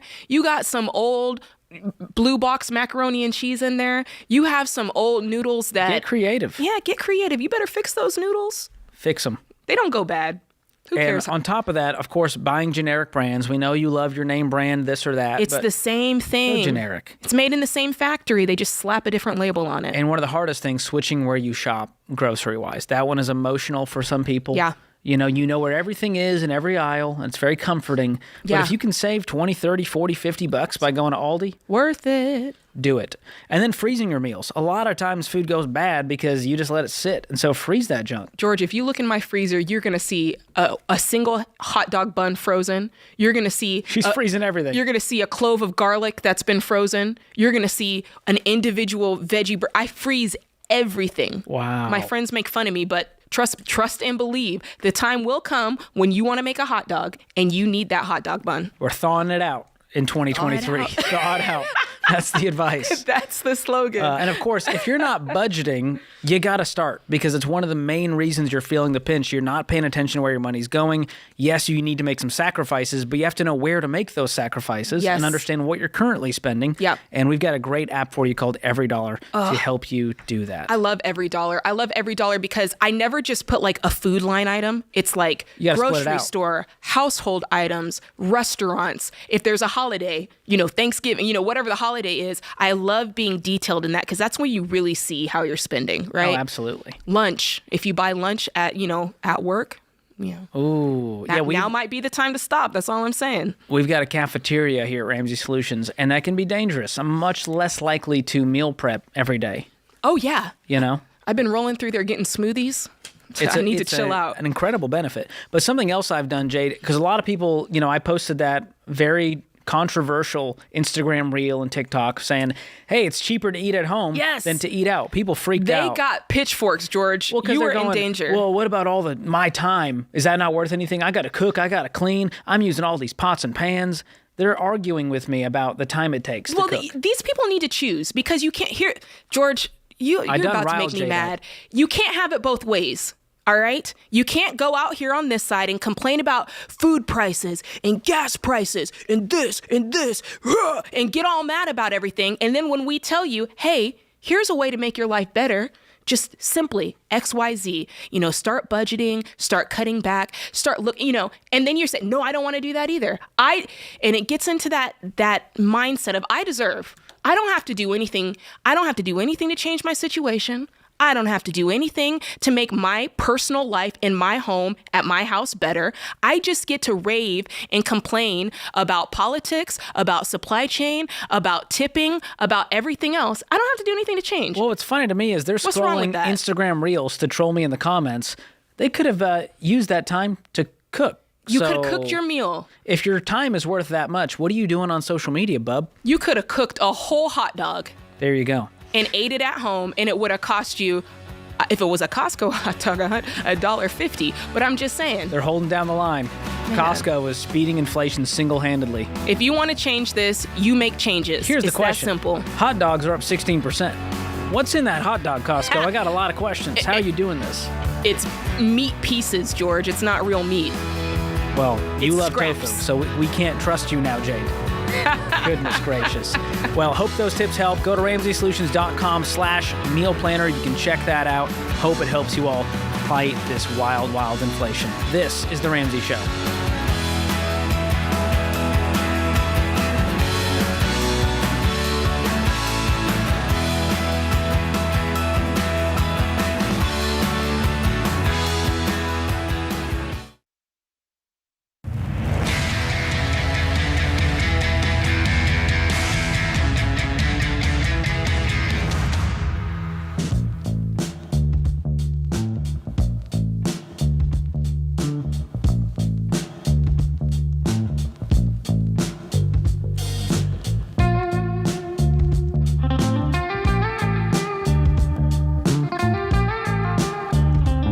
This is The Ramsey Show. I'm Ramsey personality George Campbell, joined by Jade Warshaw this hour. Hey, if you're enjoying this show, I would ask of you one thing. It doesn't require your money. It just takes you a second. And here's what it is. Consider subscribing to the show, leaving us a review wherever you're listening, and sharing this with a friend. Word of mouth is how we make impact with this show, with the hope that we want to spread when it comes to your money and your life. And we appreciate you doing that out there in the real world, on the internet, and with your friends. Yes. Love it. Open phones at 888-825-5225. Francisco joins us up next in Fort Lauderdale. Francisco, welcome to the show. Hey, thank you so much, guys. Thanks for taking my call. I really appreciate it. Yeah, Fort Lauderdale. That's my old neck of the woods, Francisco. Yeah. So basically, I'm calling because I'm doing okay financially, but I just feel like I could do much better.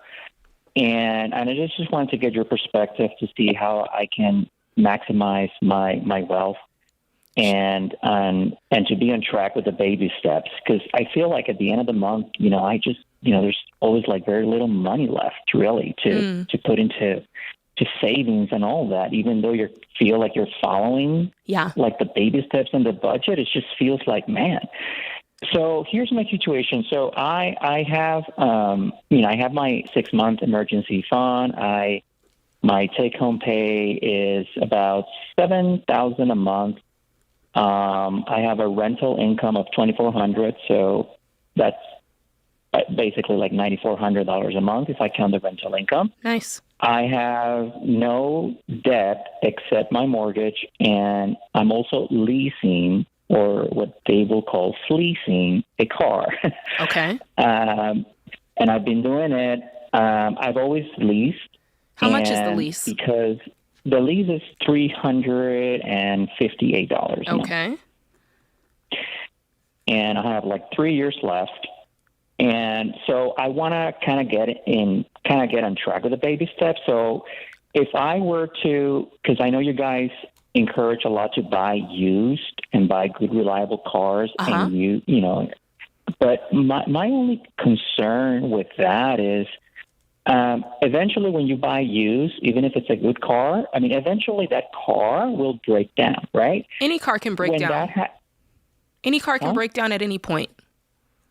Right. But with the lease, you have that kind of like insurance, or at least for that time period that you lease it, you always have that warranty and that peace of mind that you're driving with the latest. Here's the thing, Francisco. Let's talk about this budget here. Okay. And then we'll talk about the car situation. So it sounds like you have $9,500 a month. Did I get that straight as your income? Correct. Okay. Correct. And my screen says that you want to get back on track with the baby steps. So you've already walked through the baby steps up until baby step 3B, basically. So you've got your 3 to 6 months of expenses saved. Are you currently doing any investing for baby step 4? Yes. So that's the thing. I kind of feel like I'm doing the baby steps, all of them at the same time.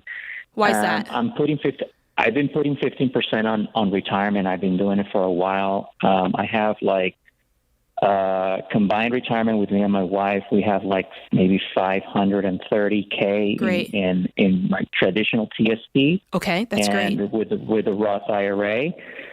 So where are you running into? Tell me kind of what's your question? Like where are you running into issues? Because it sounds like you're doing a lot of things right. Yeah, my thing is what I feel like I'm not doing right is the whole issue with lease, with that leasing car. That's the only area where I feel like maybe that's like really my debt. And also I don't feel like I'm contributing enough to my kids' 529s. Okay. I feel like I could do much. I mean, let's talk about that. Okay, so you've got the $9,500. You have no debt. You're investing 15%. So we're doing baby steps 4, 5, 6 at the same time simultaneously. So you may have skipped around in the past, but for all intents and purposes, if we get rid of that lease and get you a used car in cash, you're right on track. Yeah. So you're not as far as you think. And then you've got the income that you should be able to do 4, 5, and 6 at the same time. You should have enough money. I mean, your lease is not super. I'm not vouching for the lease, but it's not like it's this $1,000 thing that's cutting into all your money. You should have the money to do what you need to do. It sounds like this is a budget thing. It sounds like you guys are spending a lot. Yes, and well, that's the thing. I feel like we can do much better on the budget. Yeah. And I also had another question with regards to the budget, with the zero-sum budget. Because I get paid biweekly, and usually the biggest payments are due on the first days of the month. Yeah. And so if I were to put a number on every month so that at the end of the month is zero, how does that work for me to cover those first payments from the following month if my budget is, and that's my thing, because the mortgage is due like on the first day of the month. So basically that extra payment that I'm budgeting for, or that I'm putting a number for, I have to kind of roll it over. That's right. So that's what you need to do. Zero sum? That's kind of what you need to do. So the things that are due on the first, right? If you don't have enough money on the first to pay all of those things, then you need to kind of backtrack and make sure that as you're planning the previous month. So for instance, this is January. So if you're creating January's budget, you need to make sure that you're accounting for the fact in January that you have rent due or mortgage due on February 1st. So it's to say that some of that money might come in from the previous month. And there's a really great tool on every dollar. It's called Paycheck planning. And you can literally go on there and plan out how each dollar is spent. And it even gives you the option to roll money, a balance over from the previous month. So in your circumstance, let's say it's going to take you bringing $500 from the previous month's budget into that current month in order to make that that February 1st payment. It actually allows you to do that. So if you don't have every dollar, let's get him set up with every dollar. And I think that that's really going to be able to thing that gets you in there, Francisco. Look, you have a great income. You're making a lot of money. If you want to get out of this lease, you could probably buy your way out today or find out what it's going to take to buy your way out of that lease. But at this point, it's really just you taking the money that you have and using it properly. With that income, you should be able to invest 15%, put a little aside for the 529s. And also, if you've got, it sounds like the only debt you had was your mortgage and also maybe some debt on this rental, but you should be able to start climbing your way out of that mortgage here soon. What do you think, George? Yeah, what's left on the mortgage, Francisco? So the mortgage I owe a total of, so the mortgage is like $316,000 to be 30-year, $316,000 to be paid off, and I paid monthly. It's about $2,400, including property taxes and homeowners insurance. Okay, so that's not setting you back too much. I mean, it's not too expensive for you, is what I'm saying. Yeah, I mean, you're running with the extra rental income. It makes it reasonable. Now, your wife is working as well. Is that included in the 7, or is that? No, that's only me. My wife is a realtor, so it's not really like a fixed income. One year she might do well. There are other years, other times there might be no sales for her. So it's kind of like it's very hard to budget her income. Like last year, she did pretty well. Well, we need to get her budgeting as well, and you guys need to be doing it together. And so what this is irregular income. We've got a great we have articles and resources on this on RamseySolutions.com, but what you do is take the lowest kind of average month. If you looked across 12 months, what's the average? What's kind of the worst month she's actually done? Not a $0 month. And then we can go, all right, if we take that and add it to the budget, we can start from there. And then if there's more on that, we can start moving it down beyond the 4 walls, beyond to subscriptions and luxuries. And can we add more to the 529 if she gets even more? So that really helps with that side of things. And with every dollar premium, which is what Jade was talking about, that includes that paycheck planning feature, which is going to help you figure out, hey, where do these bills fall? Are we going to run out of money? Which I think will give you confidence. Right now, you're going, we make good money. I just don't understand where it's all going. And that's where the budget comes into play. But I'm going to figure out the early buyout on that lease and go ahead and just knock that out. You've got the money in the bank. Yep. Let's get a reasonable used car with cash. It's going to be okay. You can afford the insurance. And man, you're never going to look back with regret on that. You guys are doing great, Francisco. You just got to tighten it up. That puts this hour of The Ramsey Show in the books. My thanks to Jade Warshaw, my co-host, all the folks in the booth, and you, America. Thanks for tuning in. We'll be back real soon.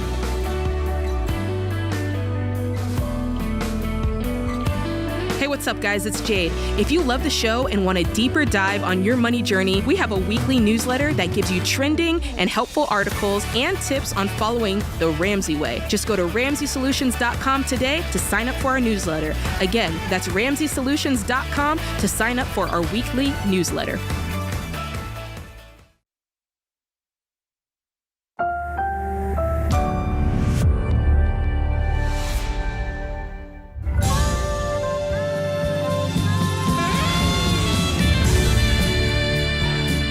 Live from the headquarters of Ramsey Solutions, broadcasting from the Pod's Moving and Storage Studio, it's The Ramsey Show, where America hangs out to have a conversation about your life and your money. I'm Ramsey personality George Campbell, joined by Jade Warshaw this hour. It's a free call at 888-825-5225. You call in, and we'll give you the best advice we can. If you're at a crossroads, you need a second opinion, a third opinion, we are here for you. Unbiased, but also biased to the fact that we want you to win financially and do it debt-free. That's right. I take that back, Jade. But we can have our opinions. That's true. It's the Ramsey Show. We got the Ramsey opinion. And you get what you paid for. Sean is up first in Kansas City. Sean, welcome to the show. Thank you for taking my call, George and Jade. You're Happy welcome. to do it. What's going on? So I will be selling my home this spring, and my wife and I will be purchasing a new home. And my question is whether I should roll all the profits from my sale into the new home. I'm currently in baby step 2. We have worked our deficit down to about $30,000 remaining, which I had planned to have it paid off in the fall. But if I put 10 to 15% down on the new home, then what we would have left over from the profits would actually take us out of baby step 2, and we would have the fully funded emergency fund in baby step 3. And we've been going through this for some time, so I kind of like the idea of jumping, kind of knocking out the debt, having the emergency fund with the new home purchase. But at the same time, I'm not sure if I should roll everything into the new home and then keep working baby step 2. If you were to put 20%, take 20% of the profit and put it towards the new house, would it give you enough to do baby step 2? And how much of would you get 3 months out of it? 3 months of savings? No, I don't believe so. Depending on what the sale is, we would clear between probably 75 and 85. And I think we had 35,000 through Churchill Mortgage. We were planning on putting 35 to 40,000 down. Okay. And what's the home sale price of the one you're buying? It'd be 175 to 200 is what we would be selling, and what we're pre-approved for is 300. Okay, so you're going to put 40 down on a house that you bought for how much? 260. 260 is the home. All right. What's your take-home pay? Together we bring, well, I know we make 10,000. We bring home 10,000. Okay, so 10,000 take-home pay. So we want that mortgage to be about 25% of your take-home pay. And so if you put 40 down on 260, that would put you right there. That's a sweet spot. Now, if you put down 35, you'd still be good. So could you put down 35 and still be able to pay off your debt? Yes. And have an emergency fund? Yes. Oh, you're rock and rolling, man. Heck yeah. The odds are in your favor. Absolutely. So whatever the equity is, we're paying off the debt, building an emergency fund. The rest is going to go towards that down payment. Perfect. I love it. Okay. Wow. And then because what that does, like you said, it catapults you to baby steps 4, 5, 6. Yep. So then we begin investing 15% of that household income, and then we still have margin left over because we have a very reasonable mortgage comparatively to our take-home pay to pay off the house early. Oh, yes. So you're doing this with a lot of wisdom, and I hope it's a smooth transition and move. I know it's stressful. Even when you're in your spot, it's still just a lot mentally and physically. Yeah, I know. My wife, she really wants to get a baby step 2. She's in suffering, so. Well, you're doing it the right way, Sean. We're proud of you, man. Way to go. And good folks over there at Churchill. All right, let's move on to Jackson in Dayton. Jackson, welcome to the show. Hey, thanks, George. Thanks, Jade. How you guys doing today? Doing good. How are you? I'm doing very well. What's going on? All right. Hey, so get straight to the point. My question is, how much money should I put into a used car? Well, that depends. How much cash do you have? Well, I guess like savings, like my emergency fund and like my savings. Well, yeah. Do you have any money that you've started saving specifically for a car? Like, tell us a little bit more about the situation. Okay, so about a month ago, I hit a deer. Ooh, yikes! And no fun. And my insurance totaled my car, and they're giving me about $2,800 for it. They're writing you a check for $2,800? Yes. All right. Okay. What other money do you have in the bank? So, in my actual savings, I have about, say, $10,000. Okay. And in my emergency fund, I have about $8,000. Okay. So let's say you've got about $20,000 to your name? Yeah, let's say that. Is that right? Do you have any debt? Correct. I'm actually debt-free, as in debt-free for my whole life. Nice. Personally. Way to go. Way to go. Way to go. So the goal here is to not touch the emergency fund. And so let's say you said your emergency fund was about $8,000 right now? Correct. Okay. So that gives us the 10 you have saved plus the $2,800 that the insurance company is giving you. Mm-hmm. And so my goal would be, can we get you a $12,000 car? A $12,000 car. Okay. It's out there. Is that laughable to you? I hope not, because that's my budget for my next used car. No. So I guess for me, it's like, how do I kind of also preserve some of my savings? I'm 20 years old, and I guess my long-term goal is like get a house someday. And so ideally, do you want to spend less than that on a car? Oh, so you want to go lower? Oh, wow. Perhaps, maybe. That's kind of what my... Let's go. That's great. I'm here for that. I mean, you can find now they're going to get a lot of haters, but they're literally out there for sale. Oh, that yeah. are 6,000, 7,000, 8,000 that are great. They're going to be higher mileage. They're not going to be the shiniest, newest, fanciest, but it sounds like you don't care about that. I just love that he's thinking this way. No, I don't care about that right now. So you'd rather allocate more money towards the down payment. What's your income? Oh, yeah. So right now I'm only making, say $28,000 a year. Okay. As a cobbler. How old are you? I'm 20 years old. Oh, yeah. And are you in school, or do you go straight to the trades and you're just going to continue cobbling? I just went straight to work since high school. Took your foundations in personal finance senior year. I was like, you know what? That's I'm going great. to try this out. See how it works. That's great.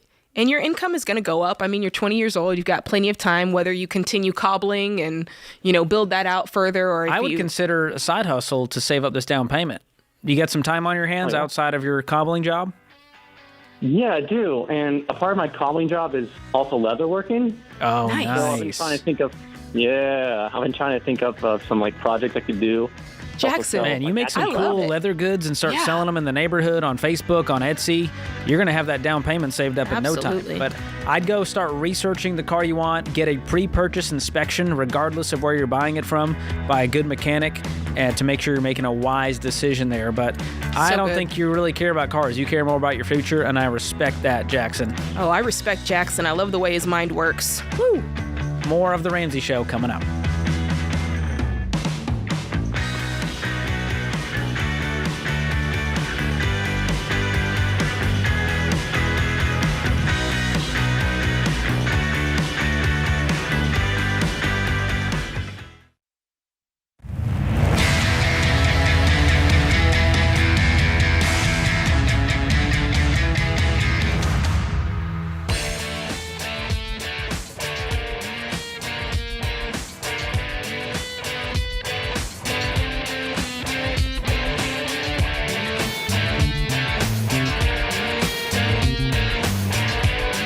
This is The Ramsey Show. I'm George Camel, co-host of this show, of course, but also Smart Money Happy Hour with our good friend Rachel Cruz. You can check that out on the Ramsey Network or wherever you listen to podcasts. Joined this hour by Jade Warshaw, and we're having a good time here at The Ramsey Show, taking your calls about life and money. 888-825-5225. Paul is up next in NYC. Paul, welcome to the show. Hey, guys. Thank you so much for taking my call. I'm actually a first-time caller and a long-time listener. Awesome. Love it. Welcome. How can we help? All right. So basically right now I'm looking into basically making a timeline of when I could move out of my parents' house. I mean, I'm not quite there yet, but I'm basically just making my early steps in advance. Okay. How old are you? 31. Okay. So what's the plan looking like so far? So, I mean, 2022 was a very good year for me financially. I actually was just going through my my finance spreadsheets, and I actually finished out the year with $81,000. That was my total year-end revenue. Cool. And I'm also a music teacher as well, teaching chorus and general music, and I do private lessons on the sides. Okay. On the side for piano and drums. And it all worked out really well for me last year. I'm also student debt free as of this past April. Excellent. So So having the new income come in with my most recent teaching job really helped out tremendously with that. That's cool. As of now, I have $42,000 saved up, and I'm hoping by the end of this year I can get past $80,000. Okay, and that's the goal, $80,000 saved? Yeah, at least. And that's going to be your down payment on, I'm guessing, an apartment, or what are you looking for? I mean, either house or condo. I don't know if I'm just going to be comfortable paying like $2,000 or more in rent and just having that. Are you go looking out, to live? every month. Are you looking to live in the city, or are you looking in the outskirts? No, Long Island. Okay, on Long Island. Okay. So if you moved out today, what would your rent be? If you rented somewhere. It would probably. Yeah, if I rented somewhere, I mean, probably around where I live, I mean, it would probably be north of $2,000, which I would definitely not be able to swing now. What's your take-home pay? Take-home pay, I guess each month is probably going to be around $6,000. Okay. So if you could find something could you find something for $1,500? I mean, it might be a bit of a stretch. I mean, especially around here. I mean, in Long Island in particular. But I mean, I could start looking and to see what comes up. I would start looking. I think, I know that you want to get to $80K, but that sounds like it could take a stretch of time. And I'd like for you to make that timeline a little bit slimmer to get out of your parents' house. I mean, you're making $6K a month. I don't think there's any reason that you can't support yourself and live on your own. And if you stayed, I would have clear communication with parents going, hey, here's my goal. 12 months from now, I'm moving out. My goal is to save this much. Even if I don't have all that saved, I'm moving out, even if it means renting somewhere. Because I think it'll give you a lot of dignity and independence that you don't currently have. And I know it's a high cost of living area. I mean, it's an insane situation over there. I'm from Boston, so I totally get it. That it's a lot of money you need to save up for that down payment. Have you looked at condos in the area and see what that's going to cost you to buy? Yeah, I just started looking at those. I mean, if I'm looking, let's say, between $300,000, $500,000, I mean, that's obviously very steep. Yeah. But yeah, I've only recently just started looking at that. I haven't really tailored my searches on the condos lately. Yeah, I'd start looking into that. And also, how many hours, I know that you're kind of freelancing right now, you're into music. How many hours a week are you working? Is there a way that you can pick up more lessons, pick up more, teaching and really amp up your income even more so that you can make this happen faster? Or even increase your hourly rate by a few bucks. Yeah, I mean, currently, it's funny. I mean, I'm at probably the busiest I've ever been. I have probably 30 students on the side, freelance, but my main job is teaching in a public school. So that's already 5 days a week. Okay. So I've got all those going on at the same time. I'm working 6 days a week. What does the public school job pay? So that's around $67,000 per year. Okay. And my private lessons account for that's an additional $20,000 to $25,000 a year. That's good. Can I just ask you, how much are you charging hourly for your lessons?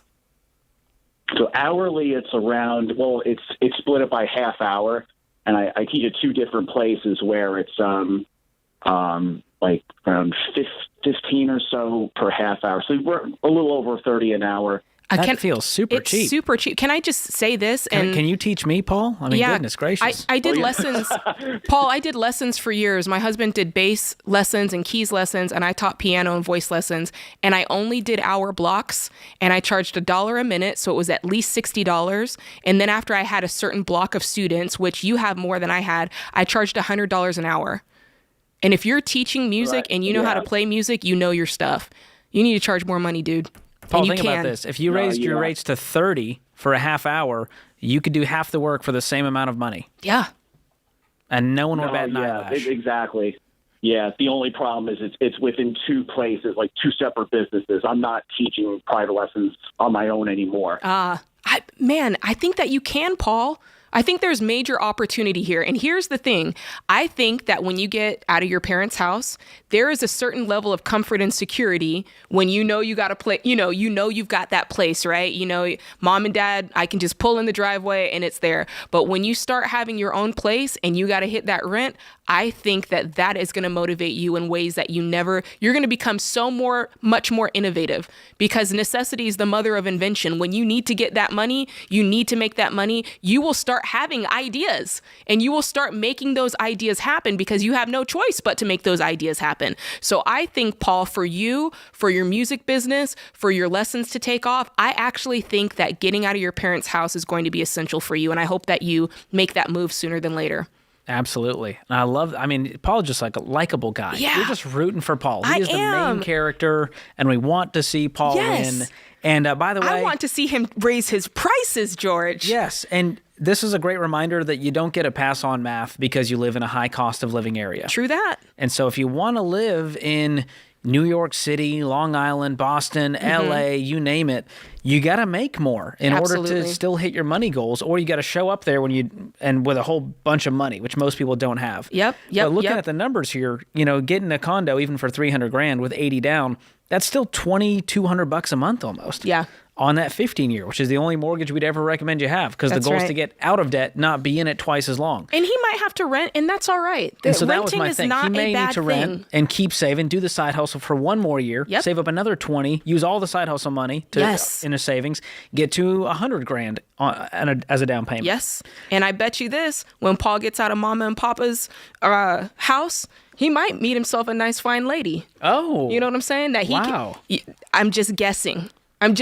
Here, George, well, it's a because good point that there's something to that. Dual income, like while marriage is great, dual income is also something that not a lot of people talk about. That's right. Having the power of two incomes at your disposal changes the game. It changes your money goals. And we've seen the numbers. Married couples just build wealth quicker because you've got more manpower there. They build wealth quicker. And it says that if they combine their finances, they are actually happier. They're more likely to stay together. And they build wealth 4 times faster. There you go. If that's not a reason to get married, I don't know what is. Marriage has got a bad rap in today's culture. It has. It's looked at very negatively, especially from the men. They're like, well, she's just going to take me to the cleaners. I'm like, well, no wonder you're still single, dude. No one wants to marry that guy with that attitude. Yeah, I have to say, I'm honestly confused by that, because I have seen that when you are in a loving relationship, no addiction, nothing crazy going on, right? So there's no reason to not combine the finances. But when you do combine them, man, you get out of debt faster, you build that wealth faster. It's a win-win. Amen.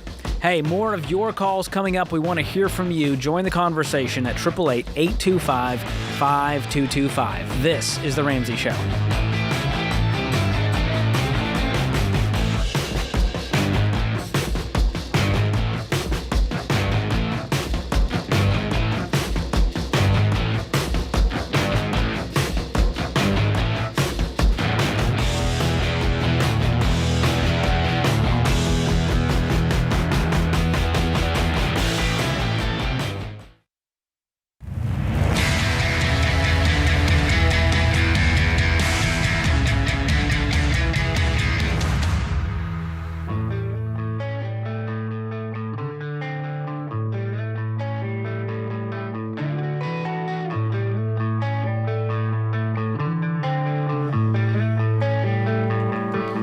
This is The Ramsey Show. We're a show that talks a lot about building wealth. And if you're wondering, building wealth in this economy? Are you kidding me? Well, we keep hearing that question. We get the confusion. There's a lot of noise out there, a lot of naysayers, a lot of hope stealers. And there's some legitimacy, right? We've got inflation and massive layoffs and rising interest rates. And we want to give you guys the answers you need. And so we're hitting the road and coming to a city near you this spring with our Building Wealth tour. That's right. Dave Ramsey and our entire team of Ramsey personalities will be doing a Building Wealth Live spring tour where we dig into all of these hot topics and give you a proven plan to build wealth and keep it. Yep, even in this economy. And tickets are selling real fast, so don't miss your chance to secure your spot today. Here's where we're going. Come see us out on the road. Indianapolis, February 16th. Austin, Texas, February 23rd. Salt Lake City on April 24th. And Anaheim on May 2nd. Tickets start at just $49, or you can get a 4-pack of tickets starting at $175. So bring your friends. It's going to be a good time. Go to RamseySolutions.com/events to reserve your seats now. And Jade, you'll be joining us at a few of those. I will. The first 2 dates. That's exciting. You're going to love it. These crowds Ooh-wee. they are electric. I love it. I love me an electric crowd. Woo. Can't wait for that. All right. Let's get to the phones. Corey joins us up next in Chicago. Corey, welcome to the show. Hey, how's it going, guys? Good. Doing good. How can we help? I just want to first say I'm a big fan of you guys and the Ramsey Show, and I just really appreciate you guys taking my call. Oh, thank you. So I did have some financial advice I was hoping to get from you guys. So I recently acquired a settlement from a car accident I was in. Now, it is a lot more money than I've ever had before, and I'm just trying to get some advice on what to do with it, where to put it, and what to, the first steps. Sure. Are you okay? Yeah, I had some surgeries, probably some future surgeries. My doctor said in years to come. I'm 30 right now, so possibly later down the road, they said I'll have to come. I'll probably end up having some. Are you able to continue working, or has it affected the way you work? So I'm finally back to work after the first couple of years was rough, but I've been back to work for now 2 to 3 years now. Oh, good. I'm glad to hear that. I'm sorry that happened, but I'm glad that you're back to work and doing okay. So how much was the settlement? So right now it should be between $175 and $225. Okay. They're just doing their due diligence, and it should be roughly between that amount. Okay. Do you have any debt, or what's going on with your financial situation? Yeah, so we do have some debt. I'll start with, we have about 15 in credit card debt. Okay. 15,000 in credit card debt. About 25 on both cars. Okay. So we're almost done paying them both off. We also have about 280 in the house. Okay. And that's pretty much it. That's pretty much it. Okay. And do you have, all right. So what's your household income? So roughly we are just under 100 after taxes. Okay. After tax. Okay. And you're both working? Correct. Cool. Yeah. This money, I think that you can do a lot with it. You're definitely going to be able to get yourself debt free when it pays out. And I think that from there on, I would definitely make sure that, I have the right people in place. I think that with this money, you always want to make sure you have the right tax professionals helping you, especially because after that, you're going to pay off your debt. You're going to put aside some 3 to 6 months of savings. You're going to start investing. And once you start investing, that's when you're really going to want, the help of some tax advisors in your corner, investment professionals in your corner, so that you can make the right choices with this money. Yeah, that's what I would do with it. What do you think, George? Yeah, Corey, do you have any other money in the bank? I actually do not. We don't have a savings. We actually just started listening to your show recently, and we became both huge fans. We really want to start, the baby steps. We want to be fully and actively engaged. And I know with, the payments and the credit cards and the car payments, all that was very tough. But now we do have a blessing to get us in the right steps, and we're very committed to the plan, and we just want to attack. Awesome. What's your mortgage payment every month? So we are currently paying about $2,150. Okay. So here's what I would do in your shoes. Number one, obviously you want to move very slowly with this amount of money. We're not gonna. This is not a shopping spree. Obviously, this money was paid for with your injury. And so we want to use it wisely. We don't know what the medical future looks like for you with these surgeries. So we want to be very wise and have a fully funded emergency fund. I would lean towards 6 months if I'm in your shoes. And so let's say let's lowball it and say you get $175 on this check. I would immediately pay off all of my debt. So get rid of the consumer debt, the credit card, the car loans. That's $40,000 worth about? Okay. Yes. And so that would leave you with, if it was $175, leaves you with $135. Then we're going to set aside 6 months of expenses. You think $30K would be fair for 6 months of expenses? Yeah, it's probably generous. Okay. That would then leave you with $105,000 left over, and that would put you at baby step 4, 5, 6, and beyond. And so maybe you fully fund Roth IRAs for both of you. And that's $6,500 a piece. So that's another $13,000 gone. And the rest you can start attacking the mortgage with. Okay, that is a really good that's a really good step, because we were looking into Roth IRAs, because we don't really have too much experience. Both we come from families that live paycheck to paycheck, so I've never really been accustomed to living in a household where we were continuously saving. So this is all kind of new for us. Well, and that's where having the right people in your corner, the right pros who you can trust, is going to be so key. Like Jade mentioned, you need to be working with a tax pro, and you need an investing pro, and you need an insurance pro. And so I would go to RamseySolutions.com. You can click on Ramsey Recommends and connect with all of those in your area, in the Chicago area, who can walk with you through this and make sure that we're maximizing this, protecting ourselves, because there's also family to worry about now. They're going, whoa, Corey just got a big payday. Man. And so you got to be very cognizant of the people in your life. I wouldn't go telling people you got a big settlement because it makes you a target. Thank you. And so if you got a great head on your shoulder, I would just really walk slowly with this. Other than paying off the debt and getting a pile of money in the bank, I would move slowly and do it when you feel like you're ready. And don't go spending, buying up nice cars and toys. Right. We got to protect our future. And not only medically, but also I want you guys to retire with dignity. And this money can help you guys do that in a big way. Mm-hmm. Thank you. And yeah, like I said, we're very fully invested, and I, wanted to get on the Ramsey plan before we even got our hands on this. Yeah. Corey, do you guys have any kids? Yes, we do. Okay. Just one. Okay, great. And have you guys actually gone through Financial Peace University? Unfortunately, we just haven't had the finances to do any of that. Okay, well, let's get him a copy. Let's get him set up with Financial Peace University. I think it'd be really great if you guys go through that, because I can tell you do want to be really smart about this. And if you have that foundation under you, you're going to know exactly what to do. Those 9 classes are really going to set you up with step by step. And it's not just going to be the what, it's going to teach you why as well, which I think for you guys with this money, that's going to be really important, because you're in this for the long haul. You got baby step 4, investing the 15%.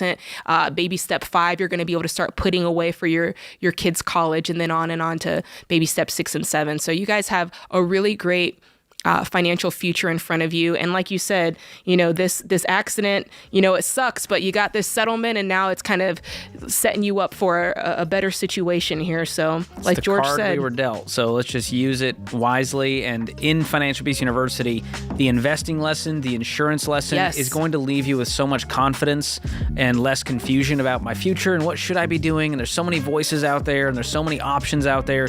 This filters it all down and tells you exactly what you need. And we're rooting for you, man. Call us back if we can help along the way. It's 9 lessons. I want you to do all 9 lessons. Together. Don't stop after lesson 1.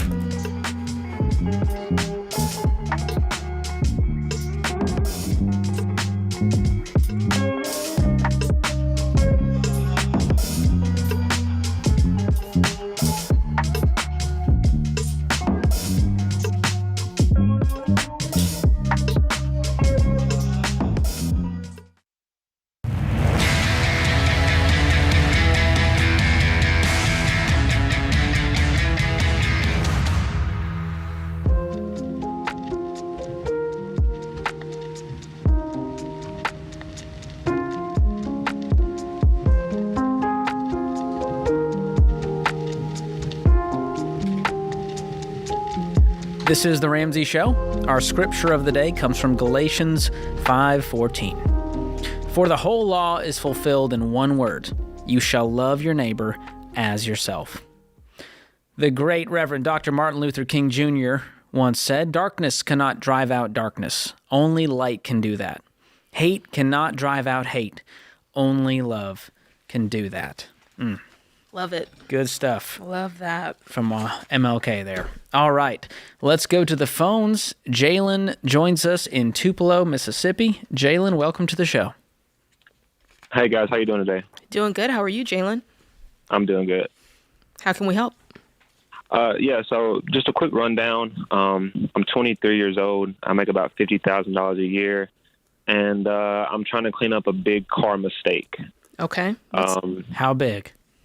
$35,000 worth. That's a loan? Yes. Okay. And what's the car worth? So the car is worth, by Kelly Blue Book, is about $27,500. Okay. You got any money in the bank? Not much, very little. Like that your- 1,000? 3. 3,000. Okay. Yeah. Is that your only debt? No, I have about 4,000 in credit cards. Okay. All right. Yeah, we got to get out of this loan.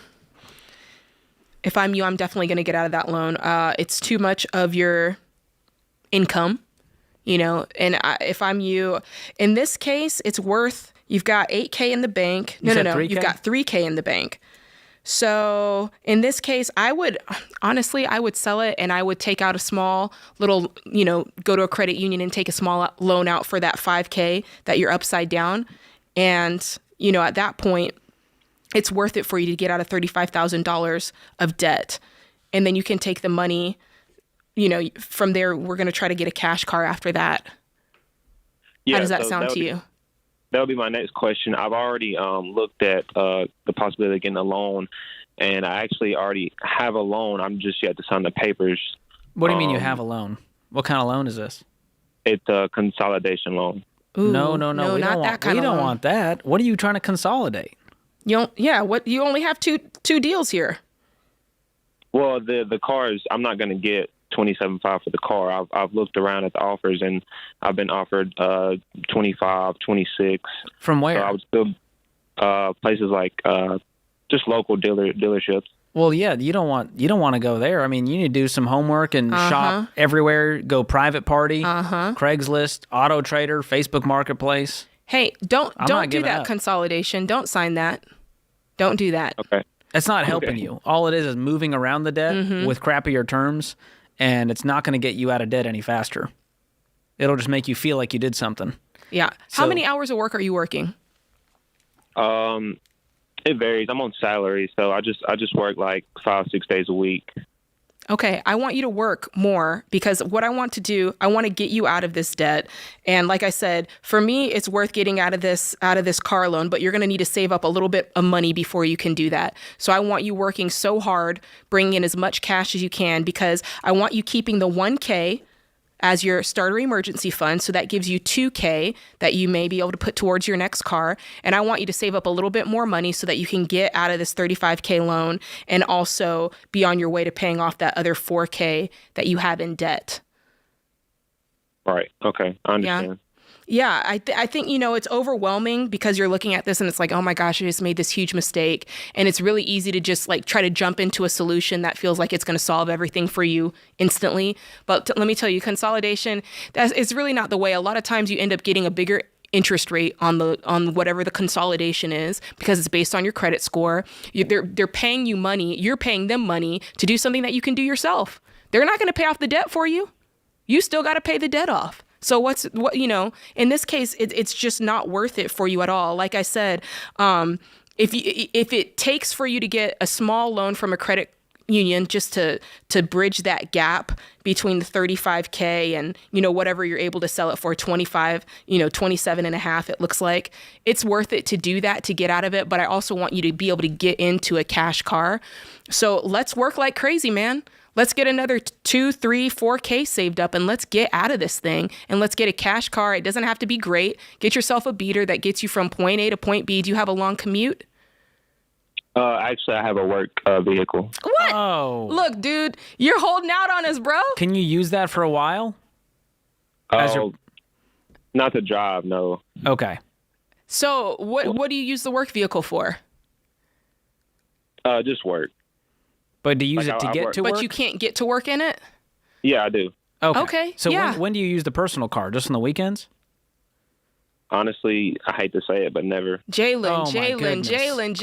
That's you what are hurts. getting rid of this car today because at this point, bro, you just need a beater, something to get you from point A to point Trader, B. I used the Tupelo zip code. I sorted low to high. Yeah. There's some great cars for $4,000-$5,000. Yes. And so I'm taking the personal loan, getting out of this thing. Yes. And using that money towards a used car that you're never even going to use. So there you go. Thanks for the call, Jalen. Michelle is up next. She is in Sydney, Australia. Wow. Michelle, what's up? Hi, guys. Okay, I'm really nervous. So that's all right. In 2015, my husband bought a house for around $240,000. Fast forward to now, or actually like late last year, we loathe being long distance landlords. So we decided that we were going to sell it, got an agent, had 0 offers between September and middle of December, and realized maybe we need to get a new agent. Got a new agent. She sounded really good, lots of experience. 2 weeks ago, we got an offer on the house that we listed for $375 on her advice. The offer was $335. So obviously, we were not that excited about it. We declined. We said that our lowest is $360 that we would want to accept, which we've then since lowered to $350 because we're starting to get nervous. And so I have a 2-part question. When they made the offer of $335, it took them 2 weeks to come back with a counter of $340. So we didn't really make much progress there. And when we kind of said we weren't excited about that to the agent, she wrote us a really long email basically telling us why we should accept it, that price seems good for the house because of this, that needs to be done, that needs to be done. And kind of like, I don't know, just resigning to the fact that that's what it's worth. So when we got on the phone with her, she was like, well, this person said it's worth this much, and people doing walkthroughs are telling us it's too expensive. So I'm kind of thinking like, well, you told us the price of $375. Like, did we just set ourselves up for failure? So is this in Sydney? Is that like, no, this is in England. My husband's British. He bought the house there like 7 years ago. Okay. Have you guys seen the comps in the area? I mean, are you able to look at what's going on and see how your property measures up to the ones selling around it? Yeah, so apparently there was a comp a few weeks ago that sold for $350. That was like 1 bedroom less and didn't need any work, which the house we are selling does need work. And so what would it cost for you guys to do the work? Or do you think the amount that they're lowering it by is valid? You know, is it $25,000 worth of work? I mean, no, like true work needed maybe $10,000, but like to make it updated and new, yeah, it might cost that much. Well, you got 2 options. Either you guys fix it up so that you can price it higher. If you think you can fix it for 10 and it'll net you 25, that's probably worth doing. It's such a hassle, though. It's just so hard to even manage. If you want more money for it and people are going, I don't want to deal with it, you don't want to deal with it, someone's got to deal with it. And that's the thing. The market's going to speak. I remember when Sam and I were moving from Florida here, you know, the realtor had said, oh, we're going to be able to sell your house for X amount of dollars, blah, blah. And we were like all excited. But then as the market spoke, everybody was offering, you know, $20,000, $30,000 less than what he was saying. And after a while, it was like, okay, this is reality. So we can either do more it wasn't worth it for us to do more to fix up the house, but when the market speaks, it speaks. Yeah, that's tough. I mean, you can get another opinion from another realtor and see, hey, is this real? Are the comps real? Are the fixes real? And then make the decision from there. But you might have to just take less because there's work to be done and ain't nobody want to do it. That's right. This puts this hour of the Ramsey Show in the books. My thanks to Jade Warshaw. My thanks to everyone in the booth and you, America. Until next time, spend wisely, save intentionally, and give generously.